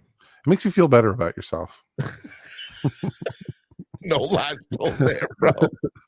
You're like, wow. I love that fucking show. It was great. Lip is amazing. Veronica and Kev are amazing. It was awesome. Awesome. I'm with South Sports 420. I'm with you there. I'm a member as well. AMC. Well, that's why you support them. Can suck a butt. Suck a butt. Yeah, I pay like what? It was like $20 for the year. I get the express line, People give me dirty looks. I'm like, Cinemark. Cinemark is what I like. oh. See how far back I can go. I'm trying to see how far back you can go to just relax and chill. What do you got up in your room, man? Any got anything new? Oh, have you seen this? No, hence why I asked. Thank Don't you. look at my butt. Oh, chicka wow wow. Oh, That's fucking dope. Cut a promo. I need you to cut a promo. to who? To you? A wrestling promo. Look here, brother. So this Tonight, is I'm the best YouTuber around. the And Miami these other Dolphins YouTubers. Championship, established in Championship. 1966. Logo. And this sucker is 6 pounds. Dude, it's pretty dope. I'm not gonna lie. That's pretty awesome. Cost me a pretty penny. But every time the Dolphins win, I'm gonna flap this thing over my shoulder. You're gonna hit the UFC on it. Get Dana White to come put it around your waist, and then have Joe Rogan come interview you. Let's see what it looks like around my fat waist. No, I can't do it. It's too heavy. Can't do it. It's too heavy. God damn it! But I'm the champion. That's pretty awesome. I'm not gonna lie. Somebody's gonna have to come here and pin me for it. I should bring it when I go down, but someone. What is it? What is it? The 24/7 title? Yeah, where anybody can get you at any point in time. Yeah, so you're gonna be bring that shit with you to Florida, and I'm gonna pin you. The 24/7 Miami Dolphins YouTube title. Let's fucking go. They said you look like Kevin Owens. Is it because I'm fat? Joe's like, when the fuck did this get set up? I need fucking details, bruh. What my First of all, my belt? we do this like once or twice a year, me and Doug, where we stay on for like 2 or 3 hours and literally talk about nothing. I'm starving. Huh? I said that I eat something afterwards because I'm starving. You can eat while you do this. I don't know why you don't. I gotta go upstairs and make something. Why the fuck were you not prepared for this shit? Because I don't prepare. The only thing I prepare for is trust my me. videos. You know what's funny? So for people that know, I text Doug all the time. Doug, you want to come on my show? Doug, you want to come on my show? And my response every time is, I got a kid. I got a kid. I can't do it. I got a kid. I can't do it. And I said, I have 2 fucking kids. I get it. I know. And then out of the blue, once every 6 months, it'll be, what's your link? I'm going to come on this morning. Bro, I got 4 guests this morning. This is the morning you want to fucking come on? I'm important. I'm the best there is. The best there was. The best there are. God damn it. Now I got to move shit around.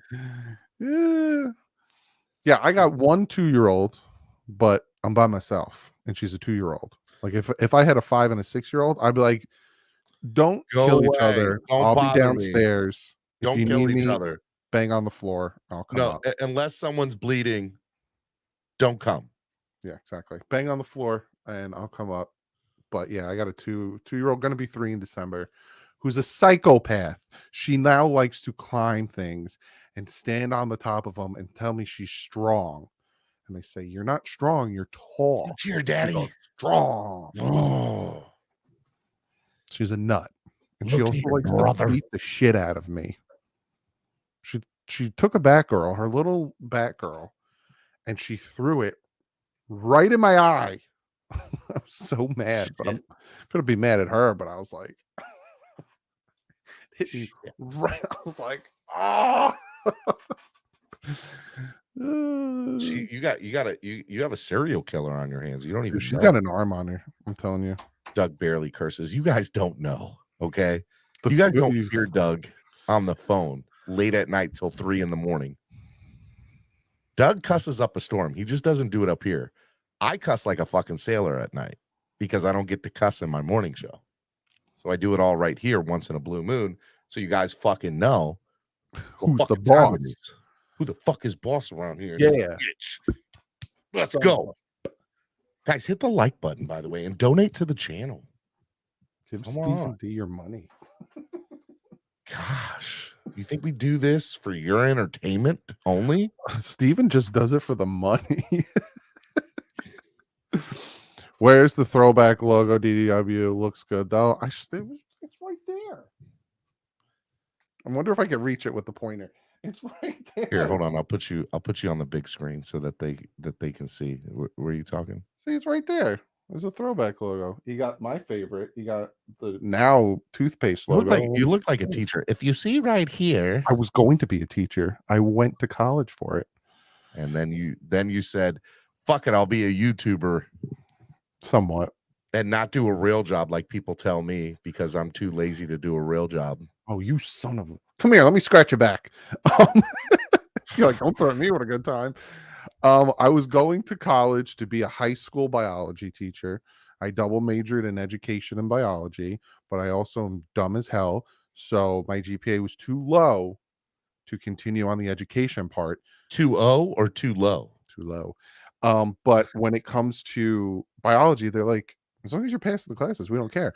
So I got all the way up to essentially having a minor in biology instead of a major because I took all of these biology classes, but I was stalemate in the education part because my GPA was too low. So I said, I need to bring my GPA up. Let me start taking classes that I want to take that are interesting. So I started taking media classes and I was really good at it. I was getting A's and da. Mind you, at this point, I had a half sleeve. You can probably kind of see like around here, I had a half sleeve. And I talked to my aunt, who's a teacher, and I said, she was like, do you want to teach? And I said, She goes, if you don't want to teach, you don't get paid a lot.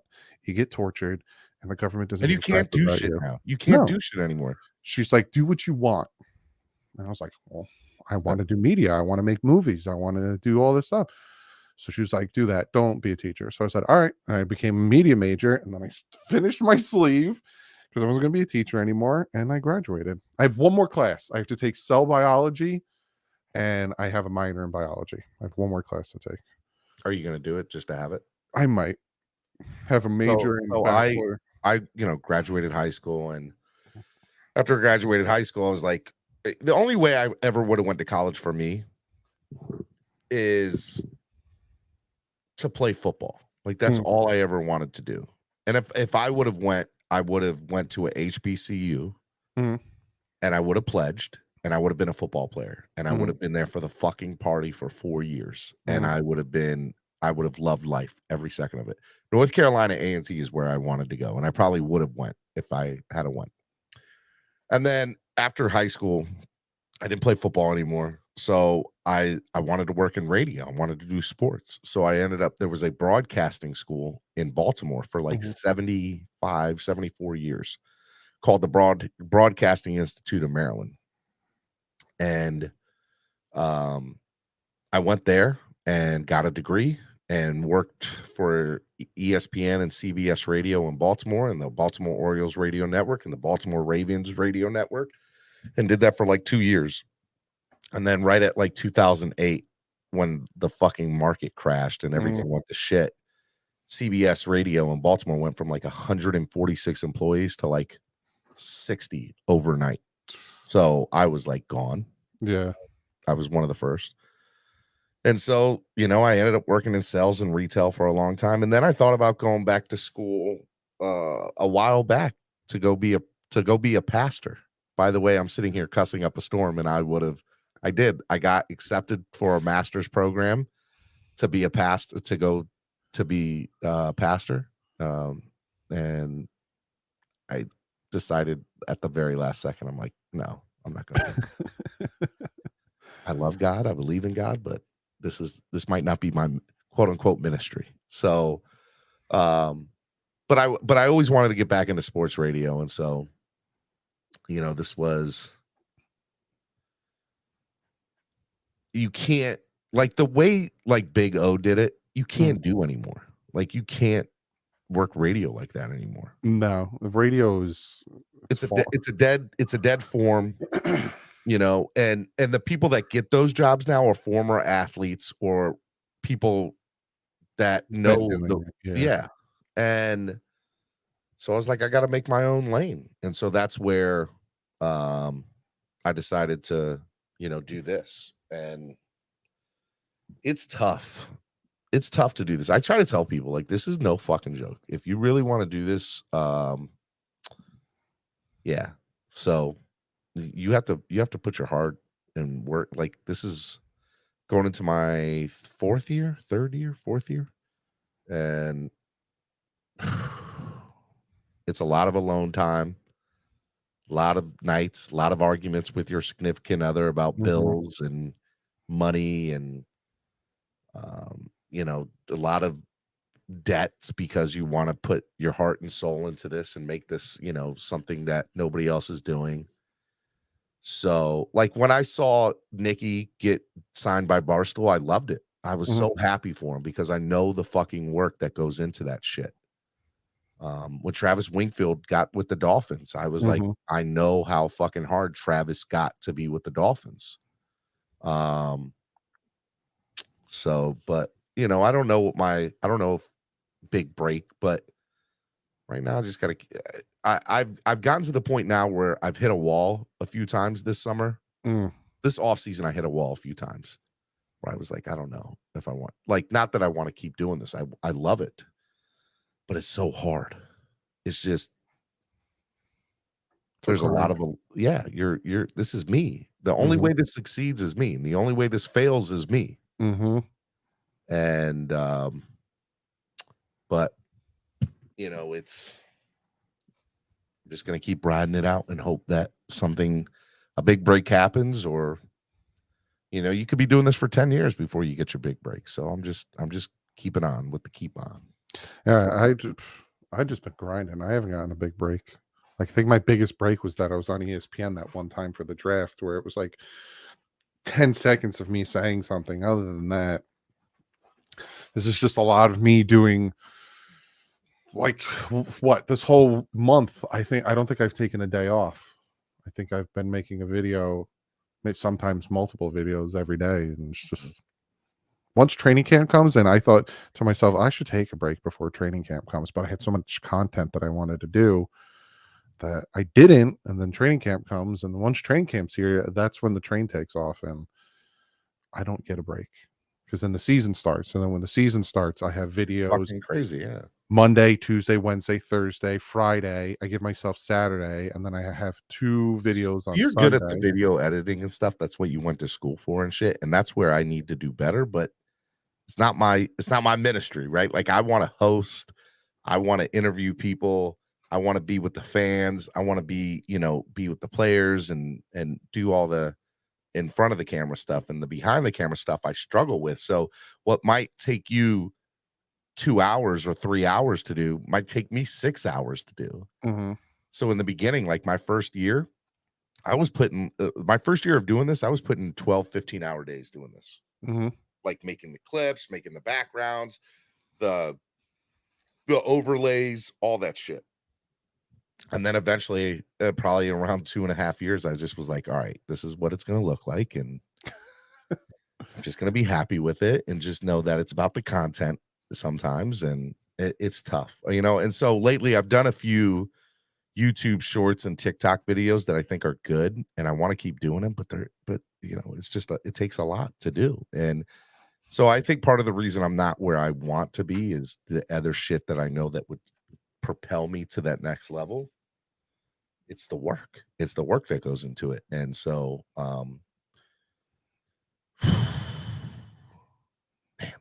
yeah. Because I have the podcast that I have to be putting stuff out. And by the way, I know we sound like a little ridiculous. Oh, you guys are YouTubers and you're complaining. Like I get it. I understand. But I need y'all to understand there's work that goes into this shit. Hours and, on hours.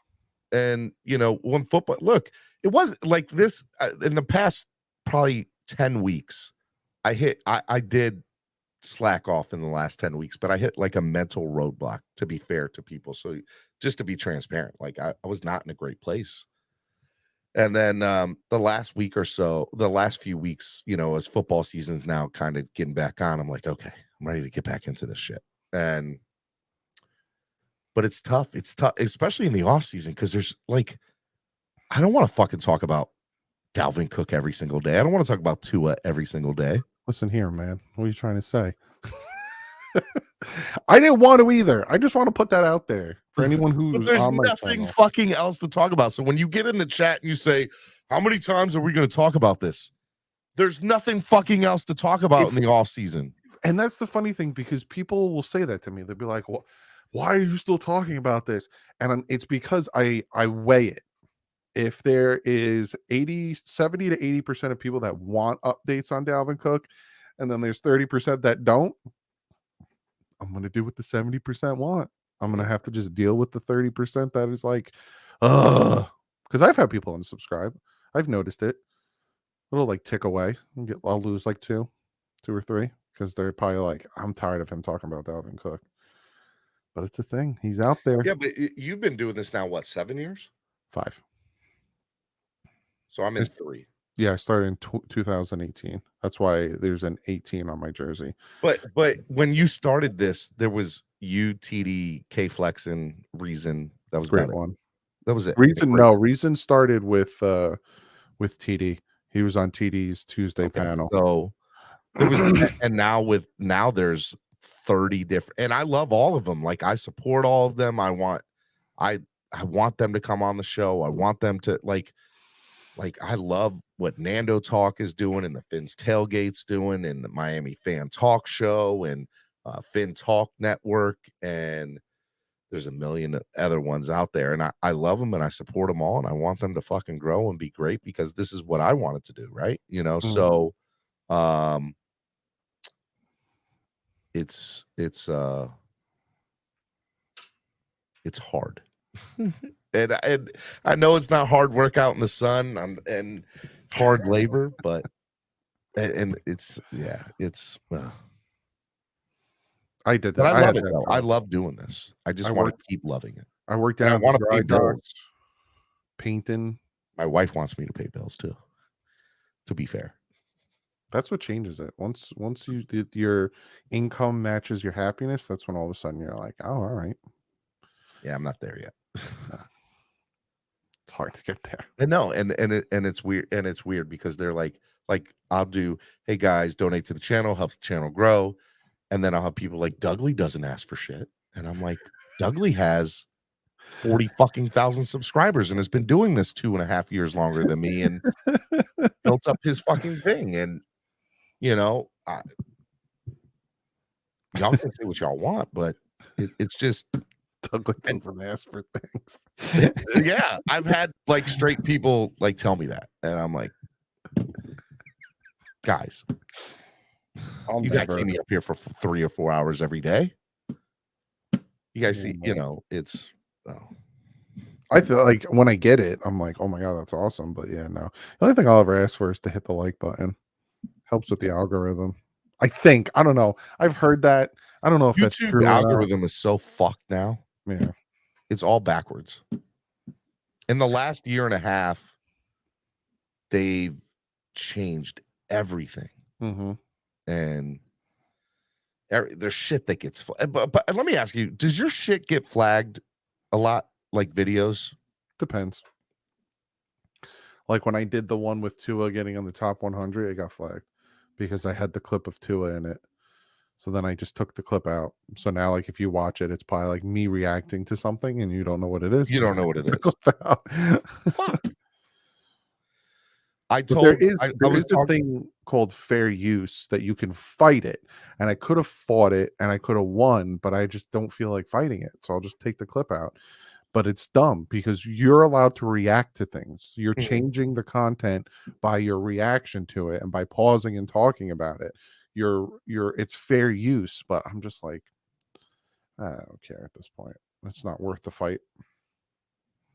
I was telling somebody today, by the way, I appreciate the comments in the chat. You guys, I really do. Thank you for you guys gotta be meaner to Steven though. Yeah, you gotta be meaner to me. He's a bitch. Bitch. Bitch. By the way, look, Douglie cuss, just so y'all know. He does it. Bitch. No, but I was having this conversation with somebody today, and I was like, the game has changed. Like, somebody was telling me about, hey, look, for example, the Dolphins. They're not big fans of content creators because they don't have, like, there's nothing stopping us from saying, no, Igbenogany sucks and he shouldn't be on the fucking 53-man roster. And everybody knows how I fucking feel about that, right? He's making the 53-man roster. You know Don't that, right? Please don't do that to me. Like, I'm fucking. It's nighttime, and I don't want to be that pissed off. But I'm not like I wish I was messing with you. He's gonna make the 53-man roster. anyways, not having that conversation tonight. And he's gonna have a good year because of Vic Fangio. Shohei Ohtani just hit home run number 40. Let's fucking go. Steve, it's like I'm ending this live stream. No, but no, I like doing this with you. I don't get to do this enough. But anyways, I was like, yeah, you know, it's weird now because the radio stations and the newspapers are downsizing or doing different types of creations, right? You guys, TD, you know, now you see Miami Herald, Sun Sentinel, they're all trying to, like, Chris Perkins has got stuff now, Omar Kelly and Alan Poupart's got stuff. And I'm like, where the fuck did they get this from? Probably Douglie Do-Wrong and you guys. And it's funny because, and no disrespect to the other guys that are doing this, or to the beat reporters who I love and respect, a lot of them, not all of them, a lot of them. I don't understand why the teams still look at us and say, well, you're a fan site or you're a fan thing. A lot of guys who got into journalism got into it because they were fucking fans and wanted to cover their favorite teams. That's how the shit all fucking started. So I definitely think we get shit on a lot from the teams, and there's nothing you can do about it. No. It is what it is. But I think YouTube getting the NFL, I think it's going to change all that eventually. It's not going to happen overnight, but it's got to. Yeah, I got the Sunday ticket. I'm wondering how it's going to work. It's going to be interesting. It's got to change it. Like I said when all this went down, I was like, man, one day we're going to see, you know, the Dolphins are going to have like a dedicated YouTube official channel, and that'll be like, I think that's where it's headed. And they're going to try to gatekeep it, and we're going to get fucked if we're not on the end. Probably. And I'm nervous about it. I don't think it's going to happen this year or next year, but I think it's coming. And I think, you know, Nikki was right, you know, that getting in touch with, like, getting in with like a Barstool is going to be the way to go eventually. Yeah. Not Barstool per se, but a Barstool type company. I think that's where it's headed. Probably for some. You think you can do this for the next 20 years? If it stays the same and is a stagnant thing, you know that. Probably not. But if I continue to evolve with whatever's happening, yeah, I can see myself doing it for a hot minute. Unless I hit the lottery. Well, I don't play, so. It's stupid. It's incredibly stupid. $1.21 billion right now? There's a lot. There's a lot of money. Let me tell you what it is. I'll tell you what it is. So just so you know, August 13th is my birthday. You want me to buy you a lottery ticket? No. So August 13th, 2017 was the last day I made any bet. So I have not bought a lottery ticket, done any sort of gambling of any sort since August 13th, 2017. And when I hear that the lottery's $1.21 billion, What's the Mega Millions? Yeah. I'm like, shit, $1 for a chance? Powerball is 124 million, and Pick Six is 24.3 million. I just ask if somebody in here is listening wins. I just need $2.6 million. That's it. I just need family up for the rest of my life. I got bills I gotta pay. I got debt. I got student loans. 2.6 mil is all I need. And you know, you'll have, hey, you give me the 2.6 million, guys, you get a swear jar pass for in eternity for the rest of the duration of this fucking show and channel. That's too funny. Powerball just paid out 1.4 billion a week or so ago. I know. It's fucking insane. You get half of that though. Well, you can pay the payout or you can take the half. Supposedly the smart thing to do is to take it in a lump sum and not take it monthly. You think 'cause the you month the yearly thing would be good, but but it's not. you get taxed more. You do. And the Just lump take sum it. is the better way. Just take that lump. So the guy that won it out in California bought a $10 million home and then bought, or it might have even been 20, and then bought a home in his hometown, like bought a nice house in his hometown. And Dude, if I won $1.3 billion, I'm buying the Dolphins. you can't. It's worth like 4 or 5 now. I'll talk to Stephen Ross. I'll be like, come here, let me tell Look, fuck Steve, you real check it quick. out, my guy. I start choking up. Let's talk. Take the pay cut. If I won If that you lottery, win, I expect 2.6 million. Okay? you ain't getting shit. If you really love me, Doug, I'll give you like 500 grand, I need $1 million. I have kids. 800 grand, $1 million. 900 grand. If you win $1.21 billion, well, I'm only getting what 600 million. okay, and you can't give me a fucking million. The fuck?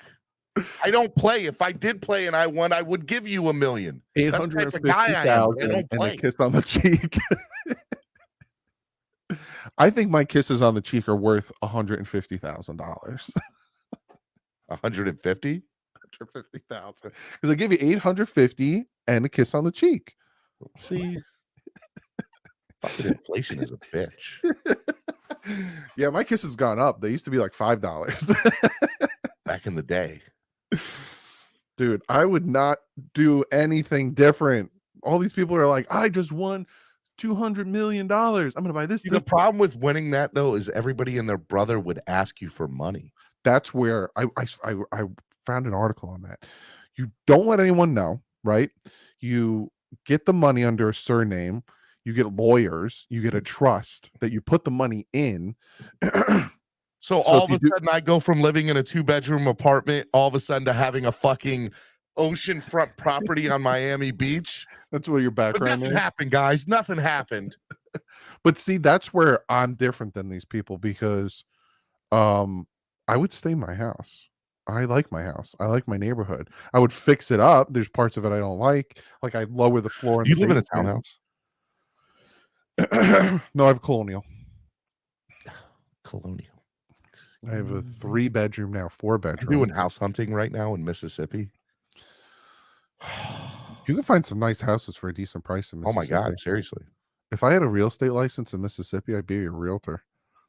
But I'm in New Jersey, so don't come to New Jersey. I wasn't. I'm never moving further north. Expensive. But yeah, I'm excited. Like the houses we've been seeing, we're looking for like 4 or 5 bedrooms, 2.5 baths. And there's some really nice places that we're in the market that we can do. But the issue or the problem is like I said, my dream is to move to South Florida. But the same price point that we're like comfortable paying with gives you a shit fucking place in South Florida. And I do mean shit. And I mean with a side of shit that's uninsured because every fucking insurance company is leaving the state of Florida and all that shit. So I want to live there, but it's just God does not have that in his plans for me. So we Tamika's from Mississippi, and so it's as close as you can get to Florida without being in Florida. What, Mississippi? Mm-hmm. I mean, Georgia probably would, Doug. Listen, I'm looking it up now. Georgia's right above Florida, and you went to fucking college for what? Did I go to college to be a geographer? You butthole. Geographer? Yeah. Yeah. Okay. Yeah, you're right there. You're right there. So we're gonna move outside of Jackson. Oh, you're right there. You could throw a stone, right? You can throw a stone. to Florida. You gotta go. Okay, listen. This is what you gotta do. You throw a stone. Listen, this is what you're gonna do. You're gonna take Route 20, right, from Jackson to Meriden, Now you're Google Maps, right, awesome. and then you're gonna head into Alabama, Montgomery, right. Then you're And gonna if I hit take the train tracks, I've gone too far. turn around, go back. Then Turn you can around. take 65 down to Mobile, Alabama. Alabama. You're gonna take Roll Route Tide. 10. Route 10 is gonna take it into Pensacola, right? Now you're in Florida. You Tallahassee. Then you get on 75, boom, down to Miami. It's not that far. It's not. You only said 30 things. The fuck? Remember back in the day, you used to have to print out your directions. Yes, I had to go have it on my somewhere? passenger seat. So you'd be like this while you're driving. All right. Flipping the Left pages turn. over. God forbid you open the window by accident. You're lost. Shit, you're fucked. You're just like, I'm lost. I don't know where I'm going. I'll tell you a funny story. My dad and my uncle, we used to, when I was a kid, we used to take family vacations up to the Blue Ridge Mountains. I grew up in North Carolina. We used to take family vacations. My uncle lived in Tennessee. We lived in North Carolina, so we kind of met in the middle of the Blue Ridge Mountains. And so every summer we would do like a week out there. And we're out there, and we decided that the guys, the boys, are going to take like a 2-day camping trip to another part of the mountains. So there's this ongoing thing with my uncle that he will be late for anything and will get lost anywhere. Okay. So we are traveling to wherever we're going, and my dad and him buy these walkie-talkies so that they can talk to each other while they're driving. So my dad takes a wrong turn, but thinks my uncle took the wrong turn. So we're waiting on the side of the highway for an hour, and my dad is cussing out my uncle. Meanwhile, there's this thing called cell phones. They had just started being a thing. I don't know if you know what they are, but they were the flip ones. So he gets a phone call like 45 minutes later. Where the fuck are you? You took the wrong goddamn turn. And he's like, no, I'm where we need to be. So my dad sat on the side of the road for an hour thinking my uncle took the wrong turn. And to this day, that's still a fucking ongoing thing. But don't listen to Kerry. That's my dad's name, because he'll fucking think that you took a wrong turn and be waiting on the road for 45 minutes. To this day, that's still a conversation between the two of them. That's hilarious. But I always think it's funny that they had walkie-talkies talking to each other and still got it wrong. They went to like Bass Pro Shops and bought the hunting walkie-talkie that have like a 2 or 3 mile range. Like they were high tech, quote unquote. Yeah, I'm not good with geography. I remember in Can you read a map? Yeah, I can read a map. Okay. My dyslexia is very visual. So like if I've been somewhere once, I know how to get there. I don't need a map or anything anymore because I can kind of see where I'm going in my mind. I remember when I was getting diagnosed with dyslexia, I had to do a few tests. And one of the tests, they had me like close my eyes. And then all of a sudden I felt something on my butthole. And I was like, whoa. No, I'm just kidding. They had me close my eyes and imagine a cake and then tell them what's on the back of the cake, what's on the front of the cake, what's on the top of the cake, and all that stuff. So in my head, with my eyes closed, I was able to move an image around. And then I had to do this. I had to do this. So they put me in this room and I laid down and they put these things on my head, kind of like 11 from Stranger Things. And there was this strip across as I'm laying there, and there was this red light. Red light would move. And you had to follow it with your eyes. I didn't know that. You're fucking ADD too, aren't so you? I'm laying there and I'm like, oh shit, I think I'm supposed to follow that. So I started following it. 2 hours later. But yeah, I was diagnosed with dyslexia in the 4th grade. But so in the 6th, and I went to a Catholic school. So my mom shit. So you got like, beat with a ruler. They were like, hey, my son has dyslexia. And the principal said, well, what do you want us to do about it? That's not a real thing with the Catholics. Okay? That's what they literally said to my mother. What would you like us to do about that? But then when I went to a public school, the 7th and 8th grade, they're like, "Oh, give us your IEP. There's inclusion classes, and oh yeah, we'll take care of them." And I was like, "Oh, okay."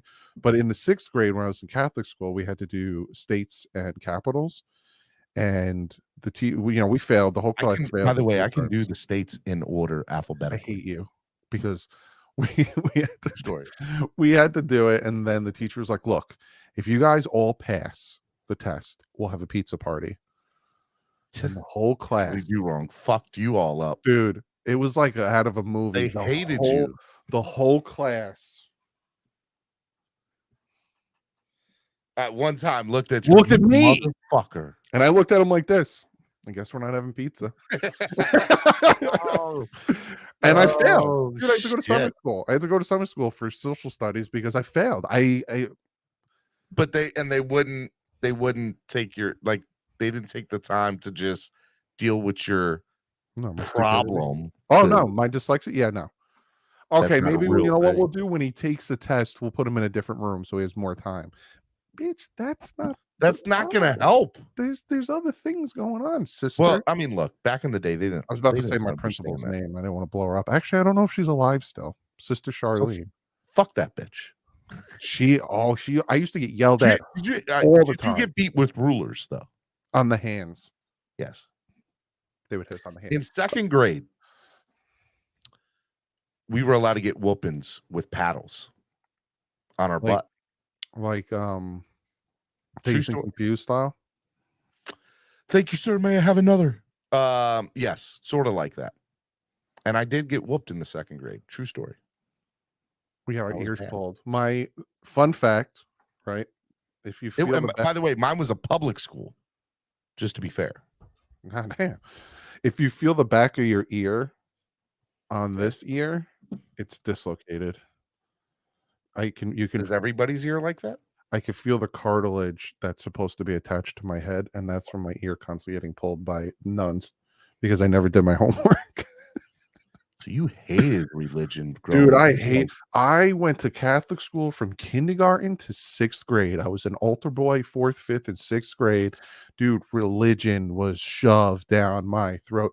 We came in from outside at the beginning of the day. We said the Pledge of Allegiance. We said Hail Mary. Then before lunch, we said another prayer. We came back from lunch. We said another prayer. And then before we left at the end of the day, we said another prayer. And I went to mass all the time. It was like Mass is different, bro. My sister's Catholic, and she had her wedding in in Catholic church, obviously.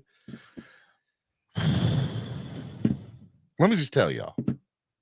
If I knew that we had to be there for 15 hours for this, and I'm exaggerating, but I'm not at the same time. Like, it's a long, well, when you're young and you're hungry, long fucking wedding. And so she's like, "Oh, this especially is weddings. just like church. This is just like church." It's not just like church. Just so you know, I go to church on a regular. Well, let me not lie, not on a regular basis like I should, but I do go to church. But we go to a non-denominational Christian church, and service is about 45 minutes. Damn, maybe that's a long-ass 55. mass. I like it. Catholic church, you're there for what, 2 hours, 3 hours? It depends. I'm Roman Catholic, so it's like half hour. Oh, you're Roman Catholic. Ooh, Julius Caesar, eh? I try not to put my personal stuff out there because I don't want to get whatever. But Whatever. when I was in St. Andrews, I was Roman Catholic, and I used to be able to recite what the priest would say because I was an altar boy. So sometimes I'd have to stand there and hold the book because these goddamn priests don't have any friggin' podiums. They make this 4th grader, this giant 4th Tell me grader, on the doll where the priest touch you, altar boy. and then we'd have to ring the bell, and then we bring up the tray that has the Eucharist, the wine, and the water, and then for funerals we'd have to hold the smoker. Yep. Religion looks cool. Like I like the idea of it's very disciplined. But like I think my biggest problem with it is in the Bible it tells you you can talk to God. I shouldn't have to go to a priest to confess my sins for him to talk about it. Like, to me, that doesn't make sense. Yeah, That's the biggest thing about Catholic Church. it's like a phone, once you see that bush burning like a outside, phone. yeah, once you see that bush burning outside, go have a conversation with God. I've never heard it said like that before. It's like a phone. Yeah. Me talking to a God's priest. calling you. How do you know my bush is on fire? Let me My go bush see is what on fire. Oh my God. Yeah, I And read I the know Bible. there's more to it than that. I just, Dude, I've 7 years. I know everything in and out. And it's just, so at one point, I'm like, oh, that's interesting. Like, I forgot Solomon. Now, were your parents religious? Yeah. My grandparents. See, I wasn't. So my mom was Jewish. My dad was Catholic. Hated it. So you're not Jewish? I thought you take the mother's religion. Right. So in theory, yes, that is how it's supposed to be, right? But we never went to synagogue. The closest I ever got to synagogue growing up was my family that lives in New York, and their $1 million fucking weddings, because that's the rich side of the family. And I think I went to 2 weddings when I was young, and that's the closest I ever got to synagogue. And I went to both of my cousins' bar and bat mitzvah. Yeah. That's it. My one cousin had it at FAO Schwartz overnight, which was dope as hell, by the way.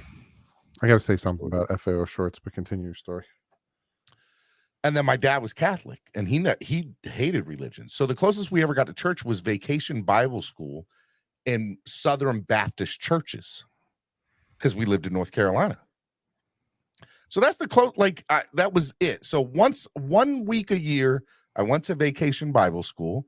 I learned about God through there, and that was it. It wasn't until I turned 18, moved out of my parents' house, where I started like trying to find religion on my own. And then, yeah. And then that's a whole story within itself. Me and my sister, once we got to high school and we became more of an independent thinker, we both kind of were like, what is this? So you're teaching us these things. And then my mother was like, yes, Irving. Look, you're going to go to, I forgot what it's called something. Essentially, you get on a bus with other teenagers and you go to this place and you learn about God and Jesus. I have so many jokes for this. What is it called? It's not a retreat. It's called something. It has like a specific name. And she forced me and my sister to go. And I am the type of person that I'm gonna make good of a shitty situation. Whereas my sister is, I'm miserable and I want nothing to do with it. Fuck everything about it. Exactly. Yep. So I'm there. I was upset more because it was a Friday. We left. We came back Sunday, and the Dolphins were playing the Falcons that Sunday. And I'm like, a revival. That's what I can't watch it because I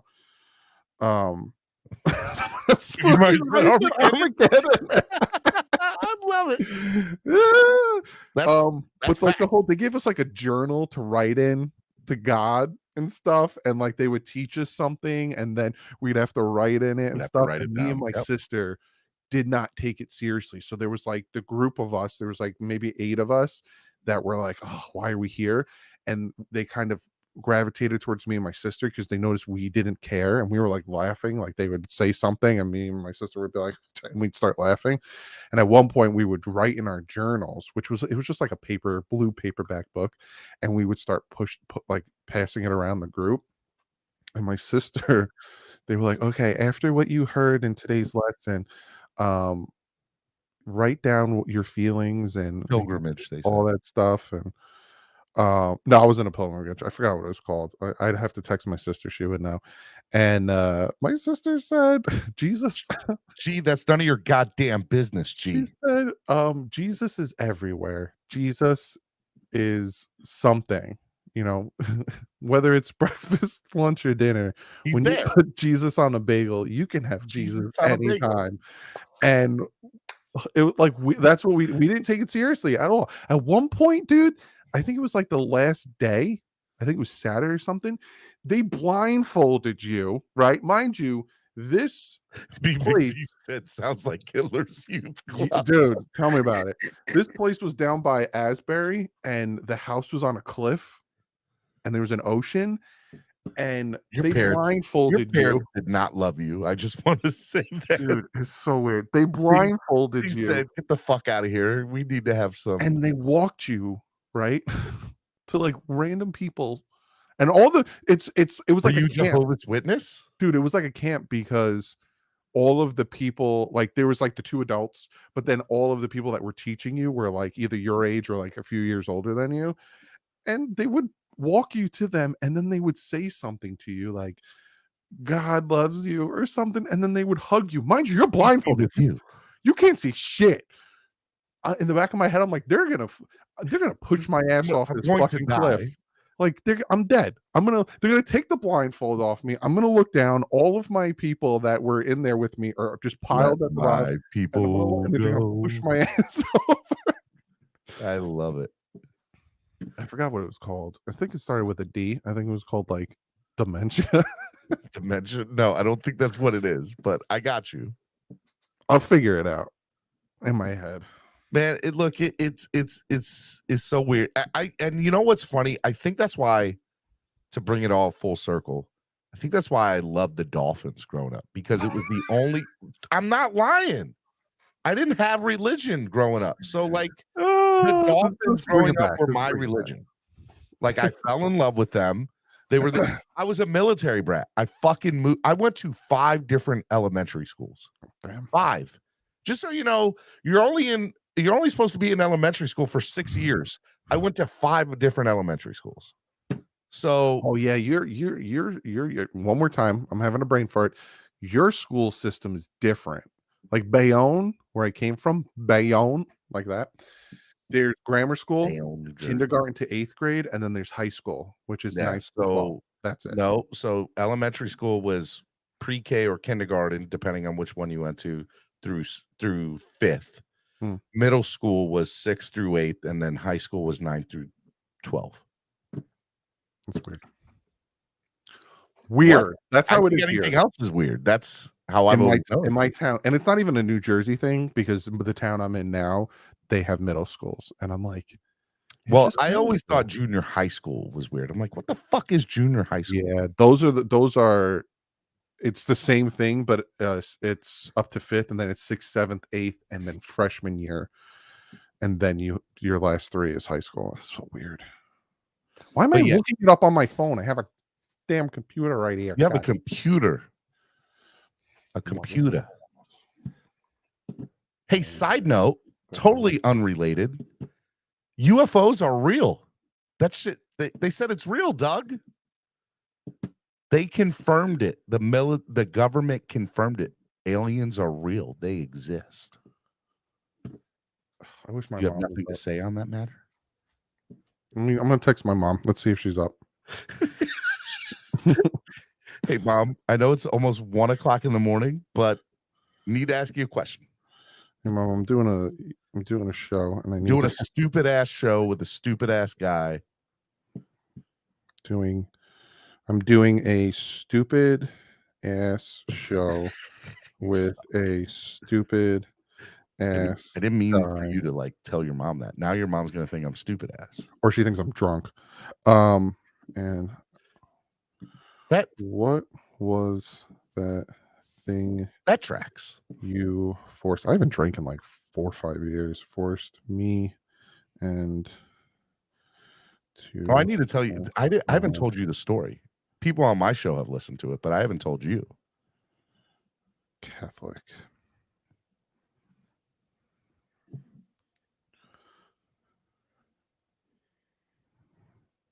After you finish this, I need to tell you the Wonka bar story. Okay, I texted her. I literally said word for word, this is what I said to my mother. Even the stupid who knew. Hey, Mom, I'm doing a stupid ass show with a stupid ass guy. And what was that Catholic retreat you made me and my sister go on? What was it called? She went on it. That's why she forced me to go on it. Same St. Vinny's. It was the same flipping church. All right. So you don't have to answer this because I'm putting you on the spot. But THC gummies, are you familiar with those? Yes. Okay. I just asked if you were familiar with it. I didn't ask you if you used them or not. No, I haven't used them. Okay, so I don't use them that much either. But Did you take them before we started doing this? no, fuck no. Do you know where you are right now? I start doing effects on my screen. You're like, What the "Ah, fuck? I'm tripping. No. So, anyways, I went to go give my son a haircut. on the gummies?" I went to go give my son a haircut, right? Just on a random afternoon. And there was a cigar shop, a brand new one that just opened up next door. So I walked in there and it's a smoke shop. It's not really a cigar, although the fucking sign said cigars. So I walked in. My son's getting his haircut, and K's 1989. We're cool. But anyways, I walk in and they have like the hookah, and they got the cigars in the back, and they got THC gummies, and they got this THC chocolate, and it's a Wonka bar. It looks like a straight like Willy Wonka bar, and they have the different flavors: Snickers, Kit Kat, Crunch, all that, and the Wonka bar.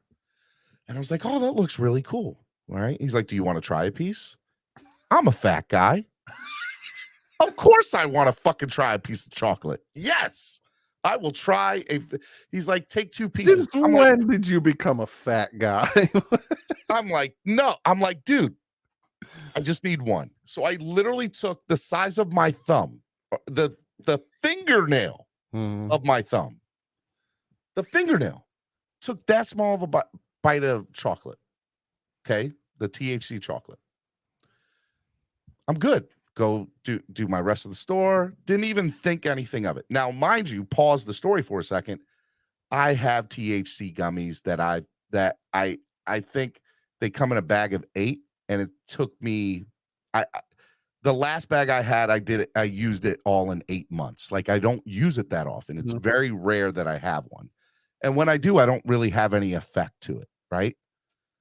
So I take this little piece of chocolate. I go pick up my, go back, get my son. We go out to dinner. So we're at this taco place, and there's live music going on. And we're outside at the bar, and we're having this great time. So this like 3.5 hours after I take them, because it took us like an hour to wait for the taco place. There was live music going on. And I'm sitting there, and I shit you not, Doug, in the blink of an eye, I realized I'm fucking high. I am not good. Like, it is not good right now. And in that same moment, my son goes, "Can I go play out in the area where the live music is?" They had a kids section. I was like, "Yes, go play." So he gets out of the restaurant. He goes into the thing. I can see him. He's playing. And I'm like, "Okay, let's see if this wears off for a second." Wasn't wearing off. I'm like, "Oh, this is not good. This is not good at all." So I was like, I have 2 choices here.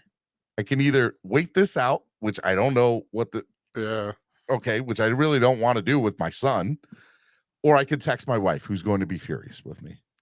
So both options suck. So I was like, okay, here's what I'm gonna do.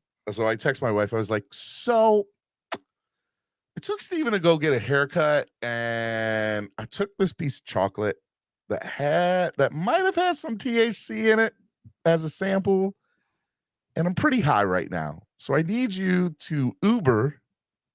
Mind you, it was supposed to be girls' night for my daughter and her. "I need you to come Uber here and pick us up and drive home, because it's not good."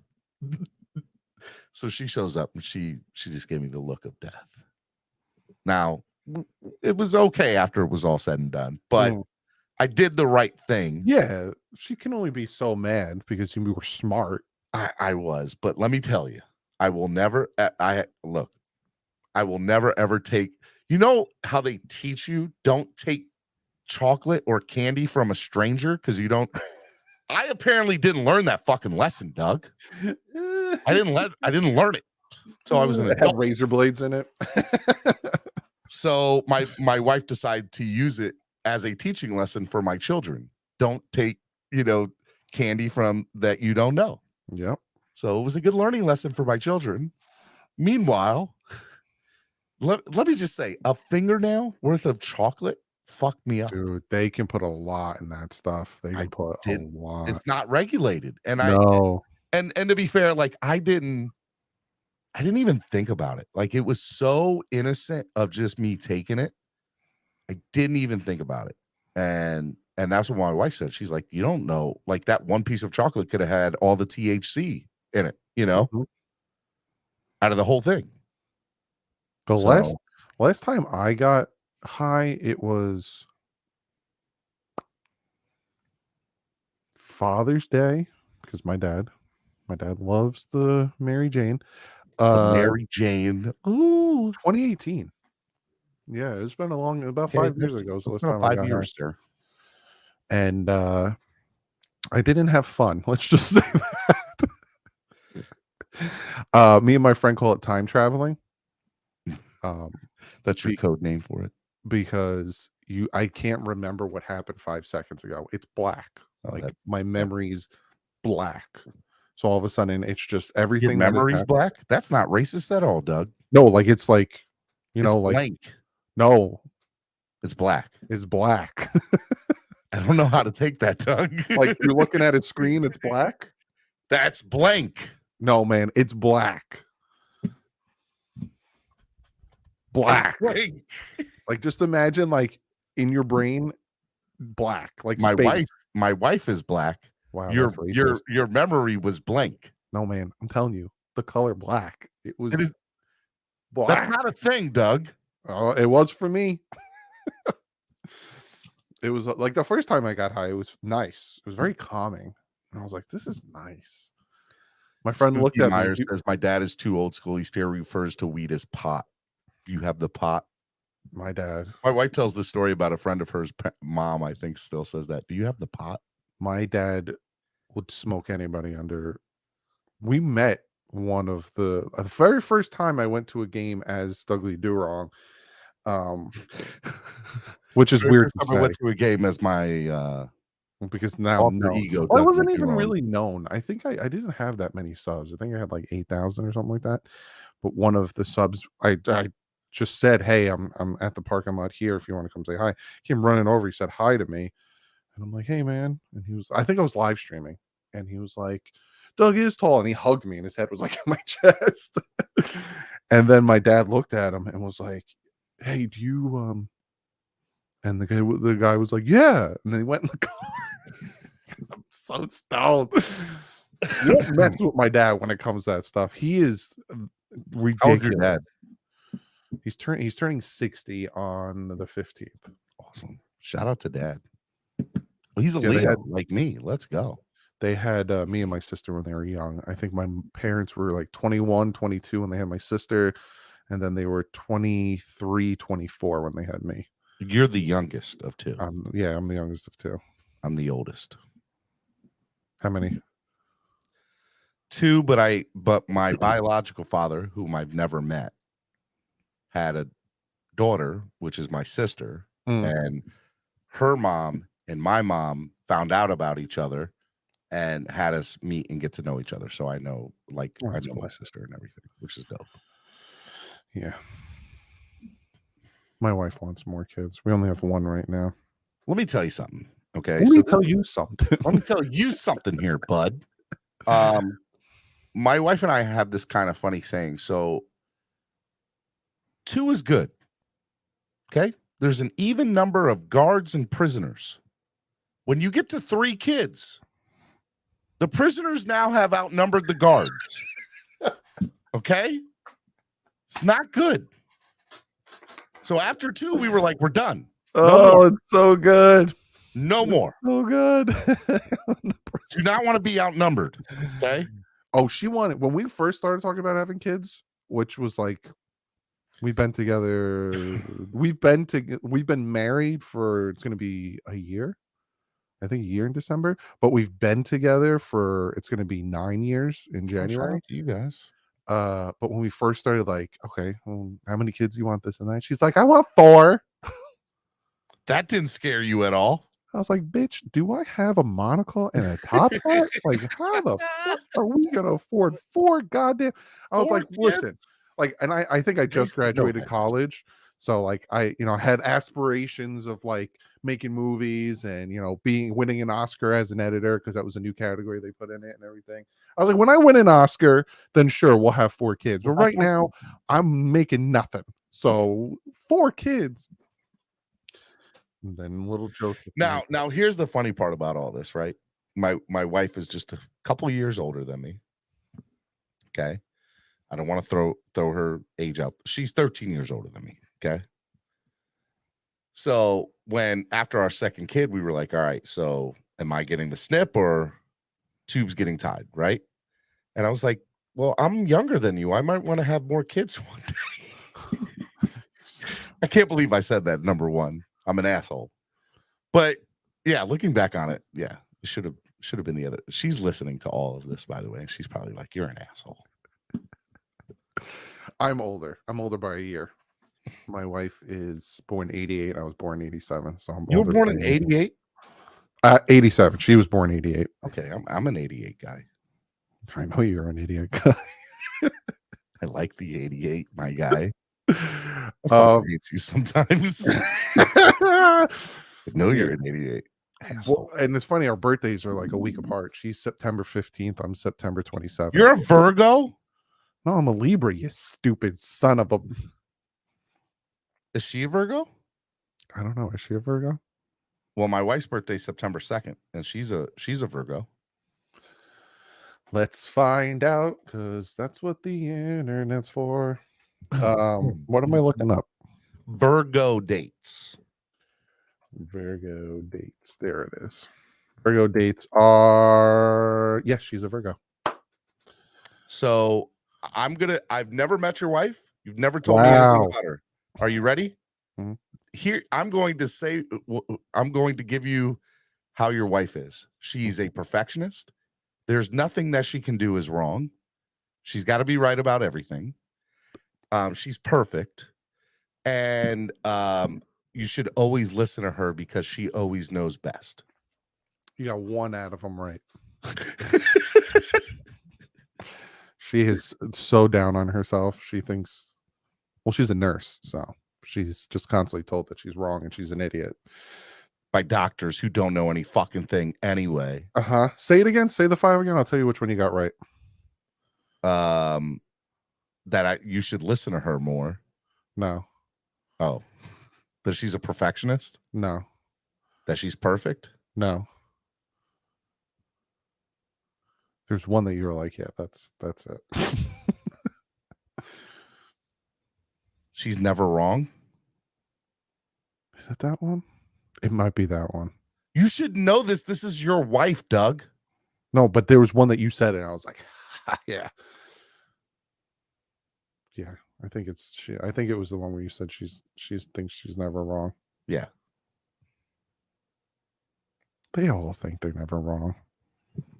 And then when you catch up on them and you're like, told you you're wrong, then they get mad at you. Why do you got to prove me wrong for? You can't. Even when they're wrong, they're right. There's no winning that game. We used to get into fights, and then I would show her, be like, look, you're wrong. And then she's like, why did you have to look it up?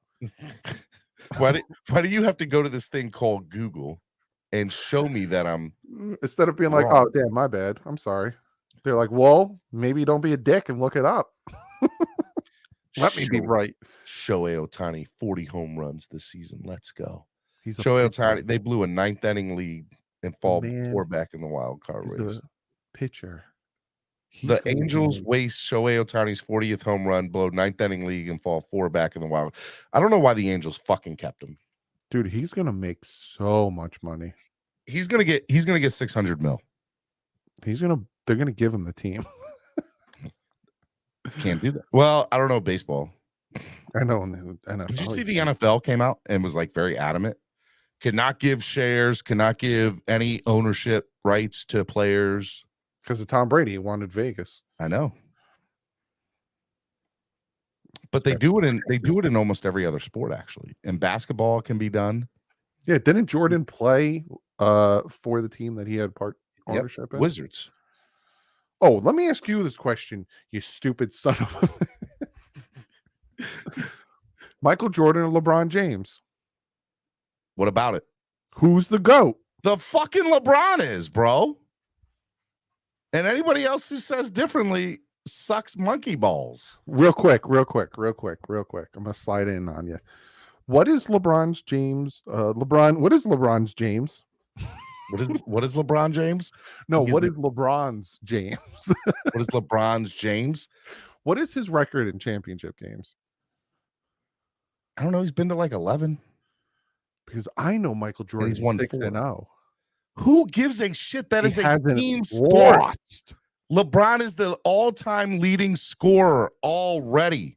He's top 5 in assists. He's top 5 in rebounds. If Jordan played as long and went to 11 NBA finals, he couldn't play in that long because his ass would have been suspended had he had not retired the first time.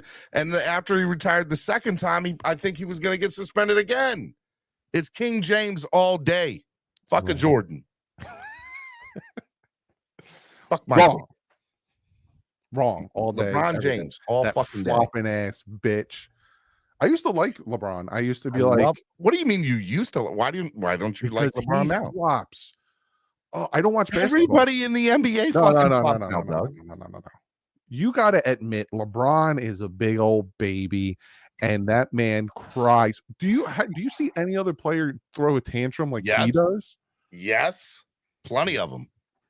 LeBron is such a baby, and I used to when he was on the Heat, and everyone was hating on the Heat because it was him and it was Dwayne Wade and stuff. I was like, screw this, I'm rooting for them. Let's go. Because he was Miami, and all Miami fans were rooting. But the moment he went back to Cleveland, all you fucking Miami fans were like, "Fuck LeBron, it's MJ all day, bitch." See, here's the funny thing: I'm not a basketball fan. I haven't been a basketball fan since Jordan left the Bulls, and since I stopped playing basketball. But I like to root for the underdogs. And so I was rooting for the Heat this past offseason, this past championship, because everyone was hating on them. Oh, they suck. They're not going to go anywhere. So I was like, screw it. Let's go again. Let's do this. And I watched LeBron and I was like, wow, when did he become such a baby bitch? Like that man, he barely gets touched. And he's like, you said a lot of things in your day. I've let him slide, but I will not let the blasphemy out of your mouth. I'm talking about the GOAT. Don't you ever talk about LeBron James. That man is an American icon. He's a genius. He's a hell of a model American. Okay, Steven, he's a 4-time. This is my Graceland, sir.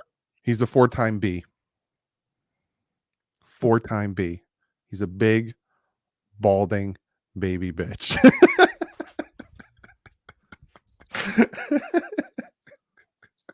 I don't just because you get hair plugs doesn't mean anyone didn't notice that your ass was bald. Look, Michael Jordan couldn't hold LeBron's jockstrap. Okay, look, who do you think gave LeBron that jockstrap? It was Michael Jordan.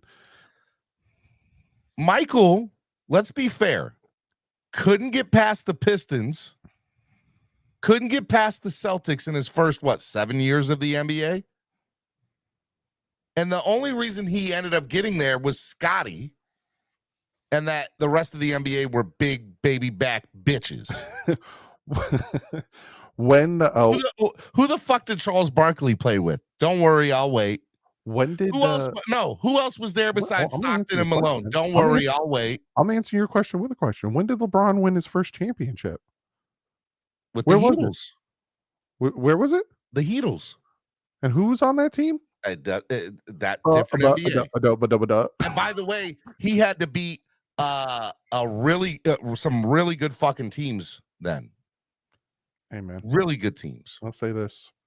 And by the way, the NBA finals that he lost were to like a lot of them were to a dynasty that is Golden State, with bitch ass Kevin Durant playing on 2 of them. Because his bitch ass couldn't fucking go anywhere and try to win a championship on his own. He had to go to Golden State that already had won one. I'll say this. LeBron's a bitch. Those are fighting words, sir. So let's just change the subject. I found this in my office. Why is that? Why do you have that in your office? Is that your new back scratcher? No, I use it to smear butter on my butt crack. No.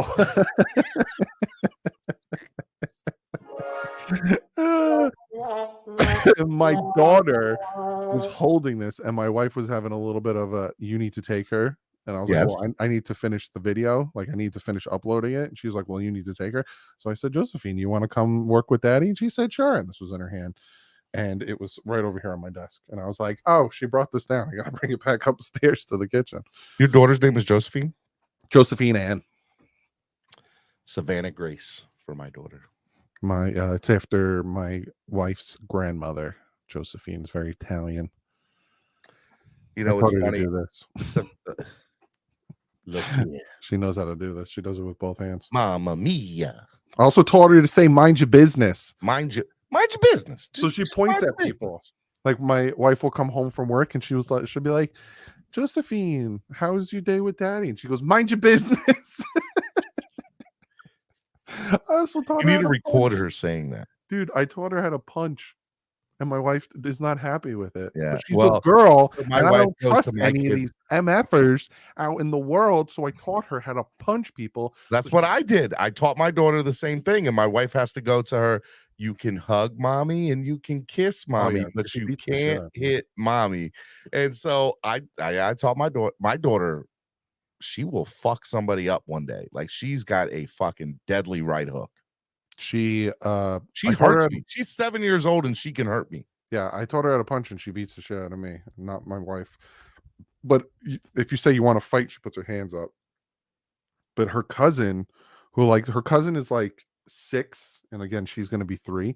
She likes to grab her because she thinks she's a giant doll for her to play with. So she likes to grab her. And at one point, I think it was on Christmas, she was grabbing her and Josephine says, let go. But she says, let go.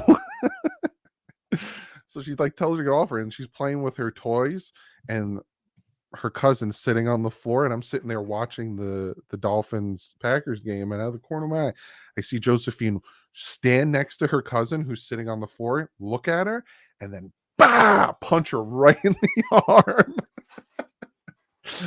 I was like, oh shit. And her cousin was like, ow. And I looked at Josephine, I was like, good job. You gotta follow through. Don't stop when you feel you hit something. Punch the back. You want to aim for the back of the head. Aim for why they're turned around. That's how you do it. No, you punch through, you butt. You butt. Butt. I remember in high school, this kid, they were gonna fight outside of McDonald's, and he tried to hockey fight him. So the guy was bigger, and he was like, the guy wanted to fight him. So he's like, all right, I'll fight you. And he goes to take his hoodie off to fight him. And as his hoodie's like over his head, the guy started punching him in the head with his hoodie over his head. So he's hitting him. And then he gets the hoodie off. And he's like, motherfucker, he beat the shit out of the kid. To be fair, that's what I would do because I can't fight.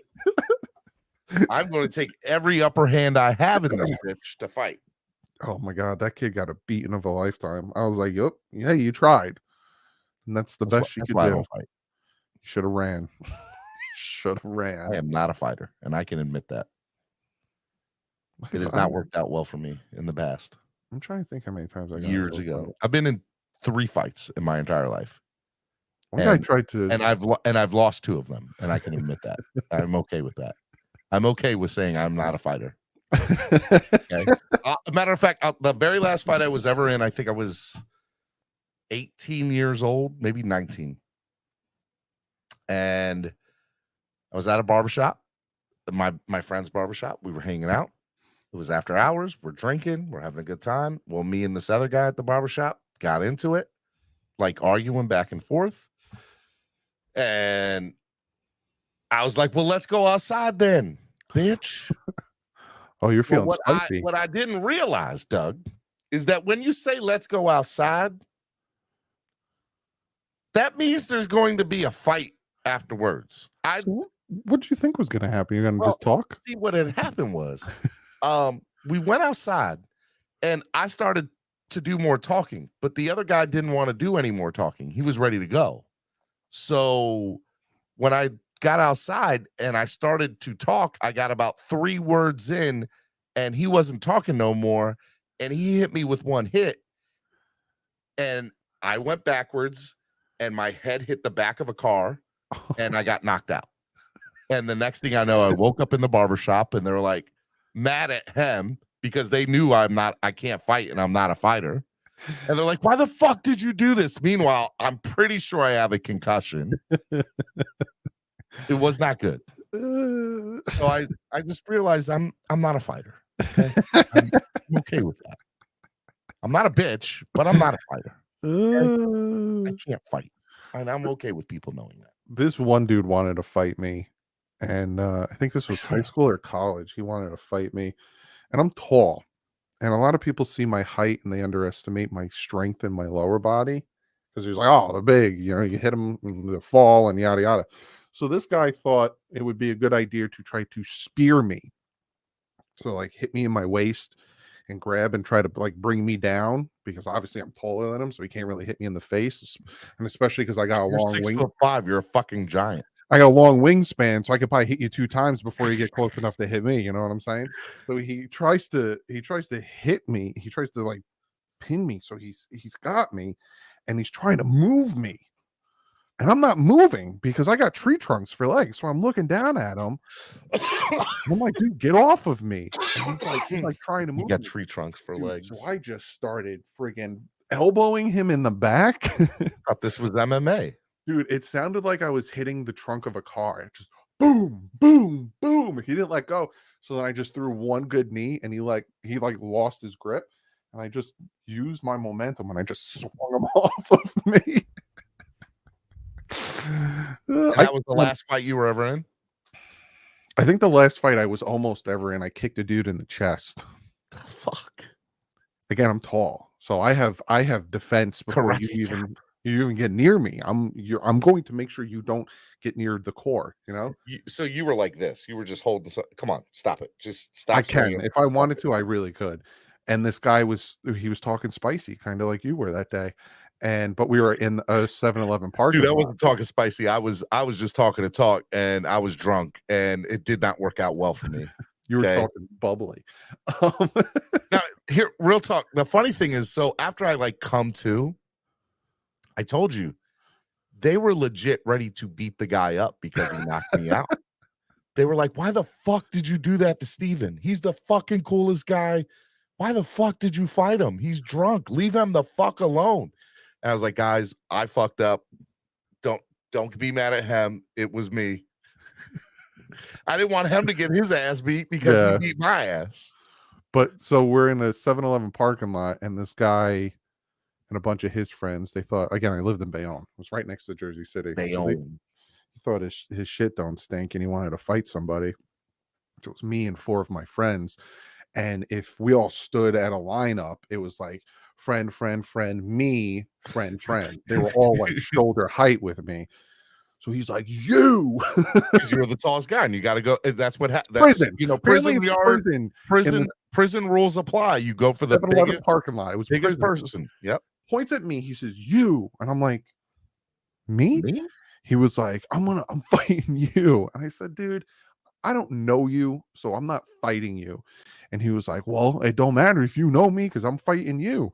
So I'm like, dude, just don't come over here. If you come over here, it's not going to end well for you. And that, I'm just trying to stop him, but obviously that's like a threat. That is, just so you know, that is not a good de-escalation tactic there, Doug. Well, he learned the friggin' hard way because he thought, all right, let's go, bro. And he came at me. Let's go, bro. He started like, all right, here we go. And he like came at me. Dude, I straight up come at me. Boom! I kicked him right in the chest. And I sent him like a good 5 feet backwards. Whoa! I was standing there and I didn't even skip a beat. I'm like, hey, don't throw your back out. Okay? I said, no, I'm fine. I was like, dude, don't. And he came and I just kicked him right in the chest and he fell backwards. And his friends were like, oh shit. And I was like, I'm not fighting anybody. Yeah, I don't fight people. I call them stupid. You just kick them. I don't feel like dealing with you. I don't know you. One guy tried to swing at me and I went like this.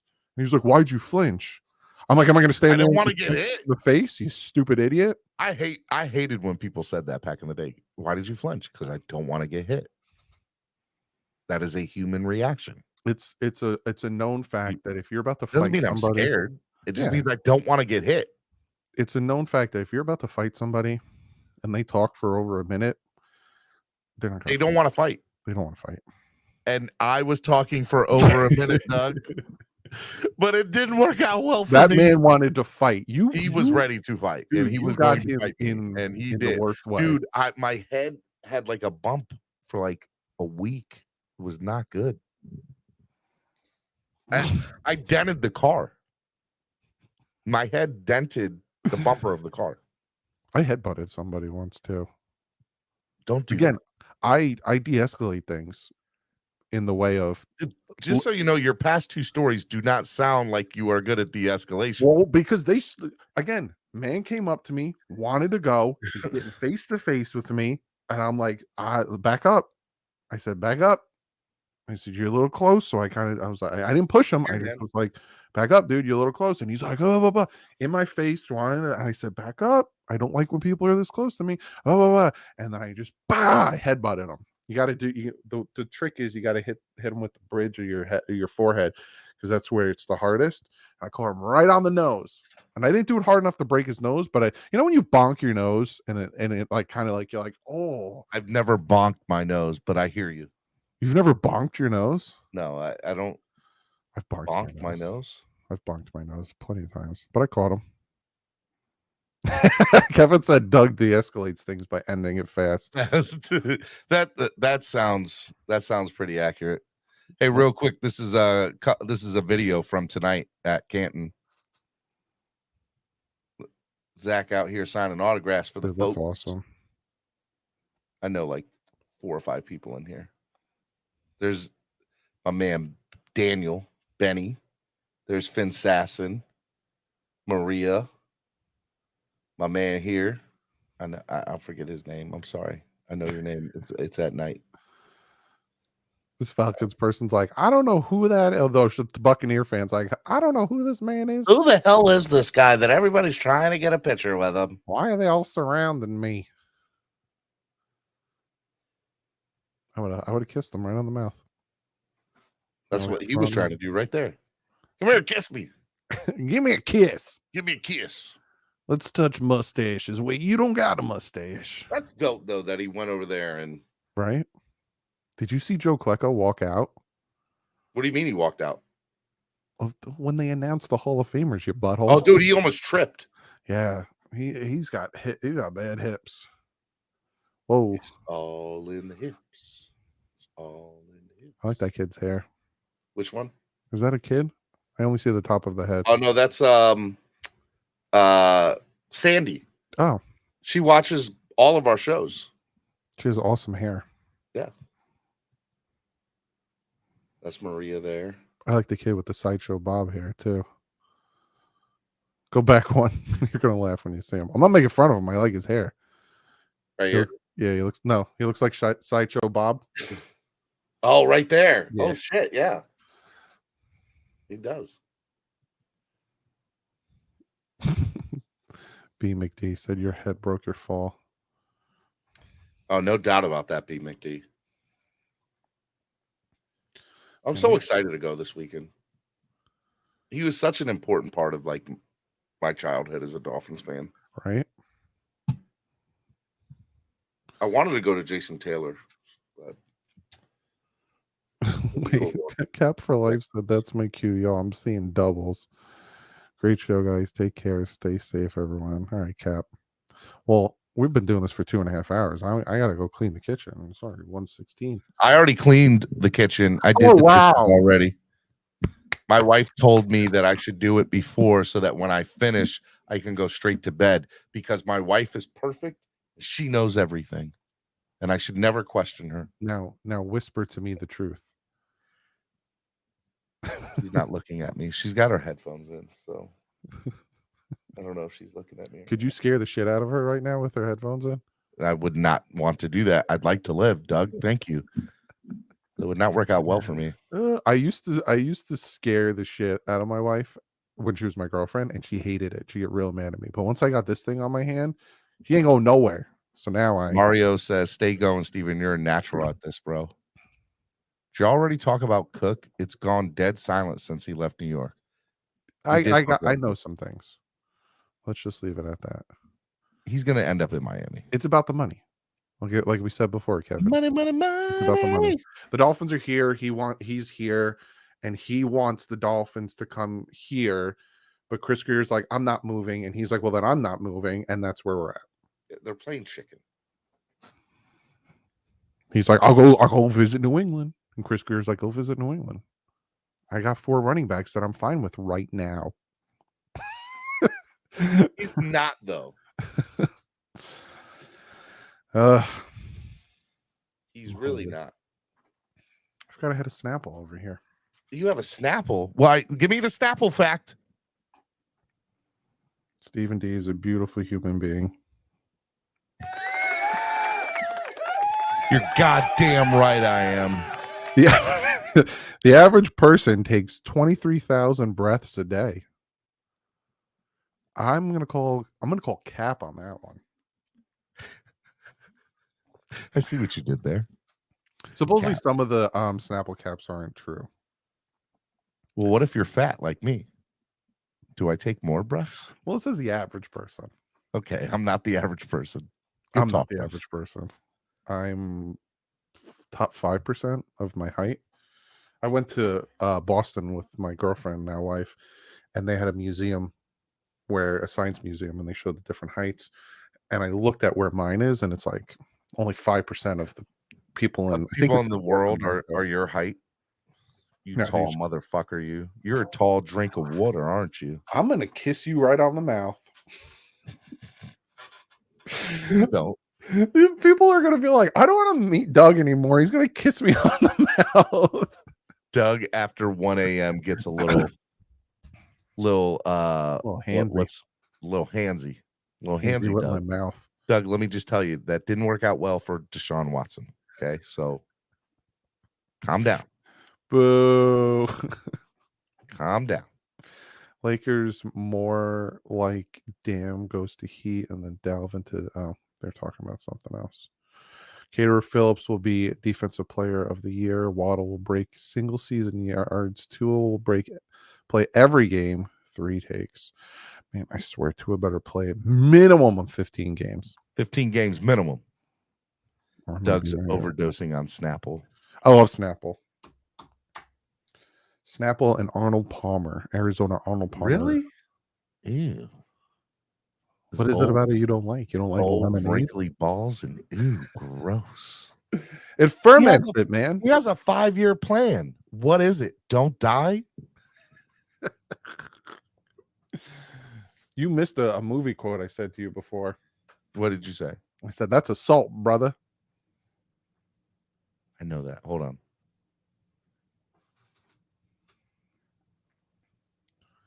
Farley, David Spade? Nope. Well, Farley was in the scene, but it is not a Farley movie. 90s. That's assault, brother. I know this fucking movie. Farley's in the scene. Let me give you another Adam clue. Sandler, Billy Madison. There you go. When he stops. Well, you can't get me. He stops him, then he looks. And he's like, I'd like a piece of that.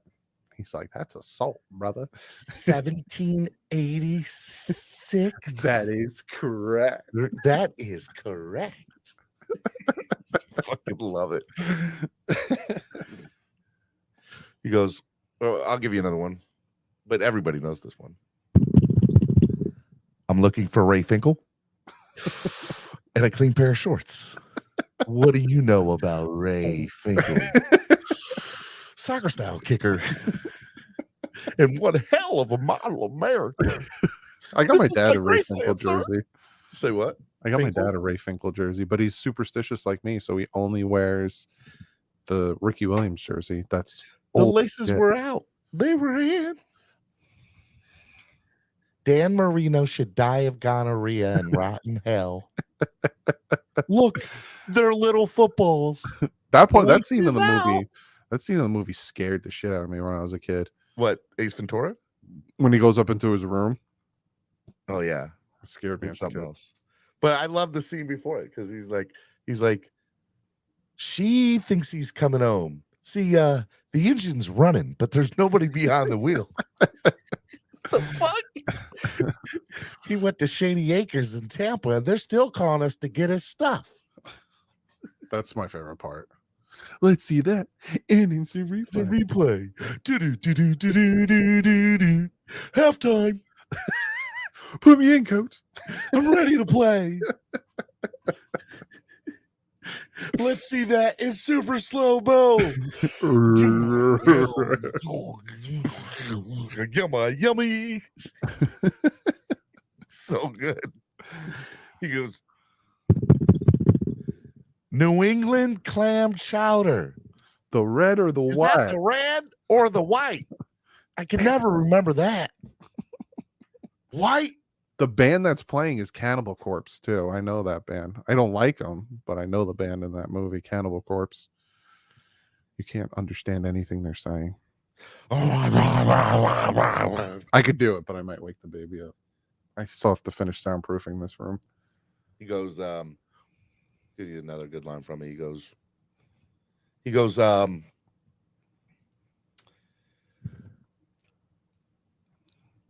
the noise you heard came from or he goes, what does he say? What the fuck? It's what's your point, Ventura? Only this. My favorite is when he's the dolphin That's trainer. double pane soundproof glass. The noise you heard came from inside the apartment. This house is clear. Get him out of here, loser.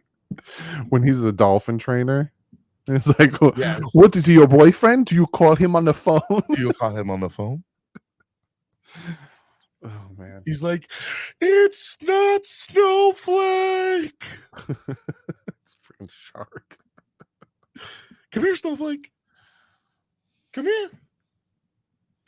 That freaked me out the very first time I ever saw it. When the shark pops up. Oh yeah. It freaked me the fuck out. And then he comes out of the bathroom and he's like, do not go in there. Woo! And the water pops up from his pocket. I love that part. Hey, look, if you call Tyreek Hill, he will come over and do your dishes, especially around 2 a.m. If I'm Tua, Yeah, probably. do not be a scout. Do not collect $200. That's the second one. I love the second Yeah. one. Ace Ventura Pet Detective does it for me though.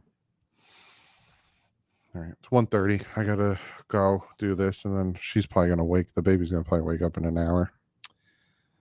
This is fun. Almost See you like in 3 another hours. See you in another 6 months. I don't know. Maybe we start a podcast or something. We've talked about that for years, and you never do it. The difference is, listen to me. You don't love me. We could dude, right now, we record this. We got like 4 episodes we can put out. What, this right here? See how what we just did right now? We got 4 episodes, 2 hours and 47 minutes. We do about 45 minute podcast. You know how many episodes we just banged out right now? So I'm gonna give you access to it. You're gonna download it and make 4 episodes. Well, we didn't do breaks. We got a break.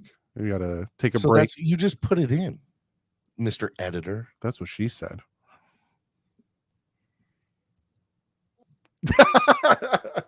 You hit the wrong button. Damn it. But we could do like a podcast that doesn't have to be about the Dolphins. It just could be a regular podcast where we just talk about it. I just like talking to you.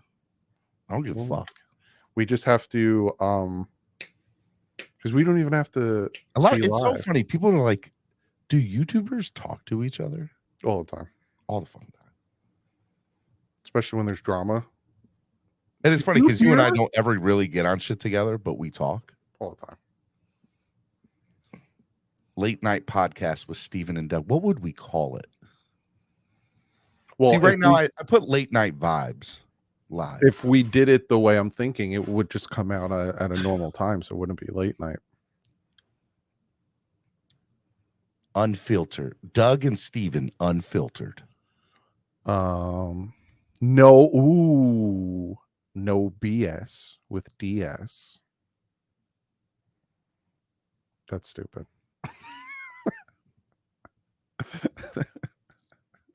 Let's keep thinking about let's keep on thinking about one there, champ. But yeah, we could just record one late night, bang out a bunch of Hey, Joe, episodes. Hey, Ace, you got any more of that gum?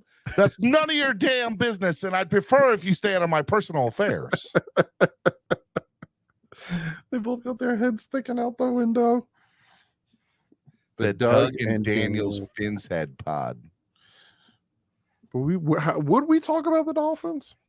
I mean, we can touch on it. We can talk about everything. You and I like the same shit, except for LeBron and Michael Jordan. Well, because you're stupid. You're stupid. You're fucking stupid. You're stupid. Has anyone ever said you're stupid? Because I'll be the first.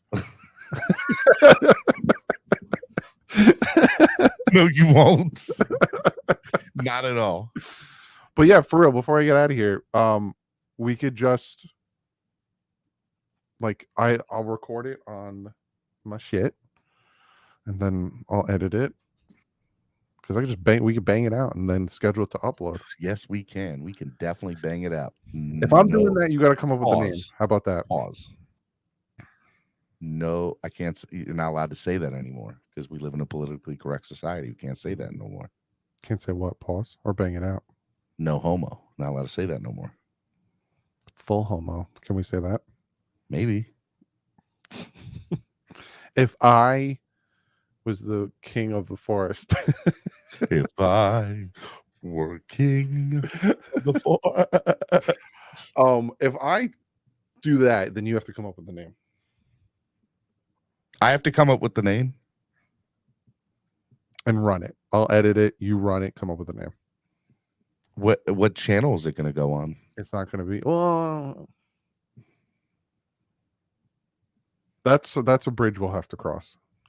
That's a bridge we'll cross when we get there. Because they do have a second channel, Douglie Do Wrong Studios, where I could put it up there. How many followers does Douglie Do Wrong Studios have? Not as much as the other one, because I'll tell you the last time I posted something on that channel. Been a fucking minute. 233. So we're not going to be doing it on that channel. So the last one, well, we'll build it up. The last time I posted was 3 years ago. So you do realize that my channel is called Miami Sports Music. So it encompasses. Our podcast isn't about music. I mean, idiot. I wanted to talk about Dave Grohl today and Hot Ones. Oh, he was on Hot Ones? We never got to that. Well, that's because we talked about other things. But this is what we'll do. Okay, listen. I have one good ear, so I will listen out of one good ear. We're letting everyone in the chat in on what's going on. So here's the premise. All 46 people. Well, then I got to comb my eyebrows. This is your responsibility, and I'll take the other. I don't need any more responsibility, Doug. Well, if you want to make this work, bro, Okay, Chacho, this is what we need to do. I'll edit it and upload it. Okay. You need to come up with the name. Okay. And come up with topics for the episodes. Okay. Deal. And run it, essentially. Like, when I schedule for uploads, you're just like, hey, check out the new episode, yada yada, bing bang bing. You're doing the publicity and stuff. But I will edit it and upload it, come up with the name, and come up with topics. That's all you got to do. So each episode will be about 45 minutes to an hour. Okay. You'll run it. Okay. So you'll be in charge of that. You can have a stopwatch, whatever you want. Put the topics that you want to touch. Sometimes we might not touch upon a topic. You put it in the next episode. You know what I'm saying? We'll do 3 episodes a night. It's about however long we're rocking it now. We'll start when my wife goes to sleep. Bang it out. We could put 3 episodes out. Do 3. If we could do once a week, that's fine. We could do twice a week. That's fine as well. I say once a week. Gets the people really wanting to do it. I can only get once a week. You only get one night a week from me. Well, I'm talking about upload. And we record once a month. Once a month we'll record. We could do 4 episodes, then we'll put it out once a week. I'm in there. Just gotta come up with we'll record once a month. I'm in there. We can make that happen. I'm in there like swimwear. We'll record like this, and My brain shutting off. We'll record like this, and I'll record it, so I have the audio and everything, and then this could work. And it doesn't have to be about the Dolphins, because I think we talked about We'll a lot talk of good about stuff. it here and there if it's Yeah. prevalent. But yeah, so that's do. your homework. Come up with a name. You just got to come up with a name, and then I'll take care of everything else. Because you're such a handsome man and a smart man. Show me those. Do you have permits for those guns? Bam, bam. I got nothing. It's just big. Sean Brooks said, "Here's the name: the de-escalating fighter and the non-fighter." That's good, but it is good. It's original. We'll come up with something. Real quick, do you listen to Bad Friends? Yes, I think. Fucking love it, bro. I think I have. Bobby Lee and Andrew Yes, Santino. yes. One of my favorite podcasts. I listen to Bad Friends. I listen to The Basement Yard. I love The Basement Yard. They release Joe Santagato, and they only release on Mondays. So that's what I'm saying. Like, and then we could do a Patreon down the road where they get exclusive content that's not on there. Two bears, one cup. Two bears. I'm telling you, dude, it's gonna work. So that's all you gotta do. Come up with a name and run it. It's gonna be good. We're gonna take over the world. Pinky in the brain. Here's the name. You already read that one. There's like no one in here, so the chats are Block-rongers. I know. I'm sorry. I know you're not used to it. When you go live, you get 400 people. When I go live, I get 40. So fuck me. But neither here. Exactly. Also, I'm talking about Dolphin stuff, and it's not at 1:30 at night. If this was 8 o'clock, the chat would be screaming. I don't know about that. Crypto says I'm here. Crypto, I love you. It's his. First of all, his name is Crapto. Wow. Why? Because he likes Michael Jordan? No, because he likes hot dogs. I like hot dogs. He's a hot dog man. I like Thumans. I'm a Nathan's guy. Sabrett's is too much spice in it. See, like this is a good topic, but there's too much spice in it. It hurts my belly. Thumans is nice. Mustard. I would like our show to be like Bad Friends. Yeah, we'll talk about whatever. All right. I love Bad Friends. It is probably my favorite podcast right now. Here's a possible name. I was gonna come up with this, but it didn't stick with a friend of mine. Everything but the. What is it? Everything but the. We talk about everything, but, and then we could pick what we're not going to talk about. Everything but. You're now listening to the Everything But cast. Like with me and that guy by Douglie Durong and Steven Daniels. Well, you could use my actual name. Sports. It's in the game. We will, like with me and him, we didn't talk about religion or politics. So it's everything. We would start the podcast by saying, well, we fucked up on that one already. We had a whole 40 minutes. Ours could be different. I don't know, man. Nathan's is great. You're great, Crypto. Fin friends. It has to do with something of the fact that we're talking about literally everything or something. I don't know. This is your job. I like two. Yeah. I'm gonna come up with something. Two boys. Are you a ginger? One butt. On my chin, I am. Can you not tell by how dark my hair is on my head? I mean, I don't know. It's black. It's blank. Look at me. See, I'm ginger here. You're ginger there. But if I cover this, it's so weird that you are ginger on your chin, but black hair on your top, with a little bit of a gray blonde streak. Not just on my top.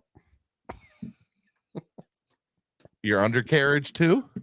My butt crack.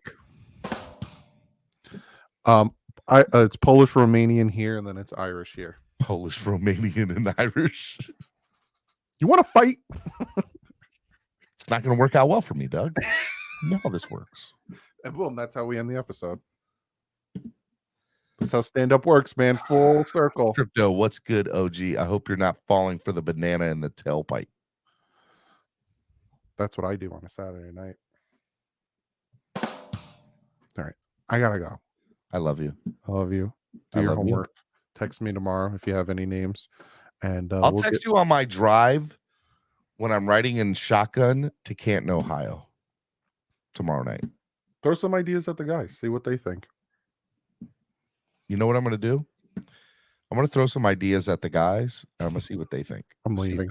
I'm going to throw Goodbye. them against the wall. I love you. I'll talk to you soon. Bye. Goodbye. Bye.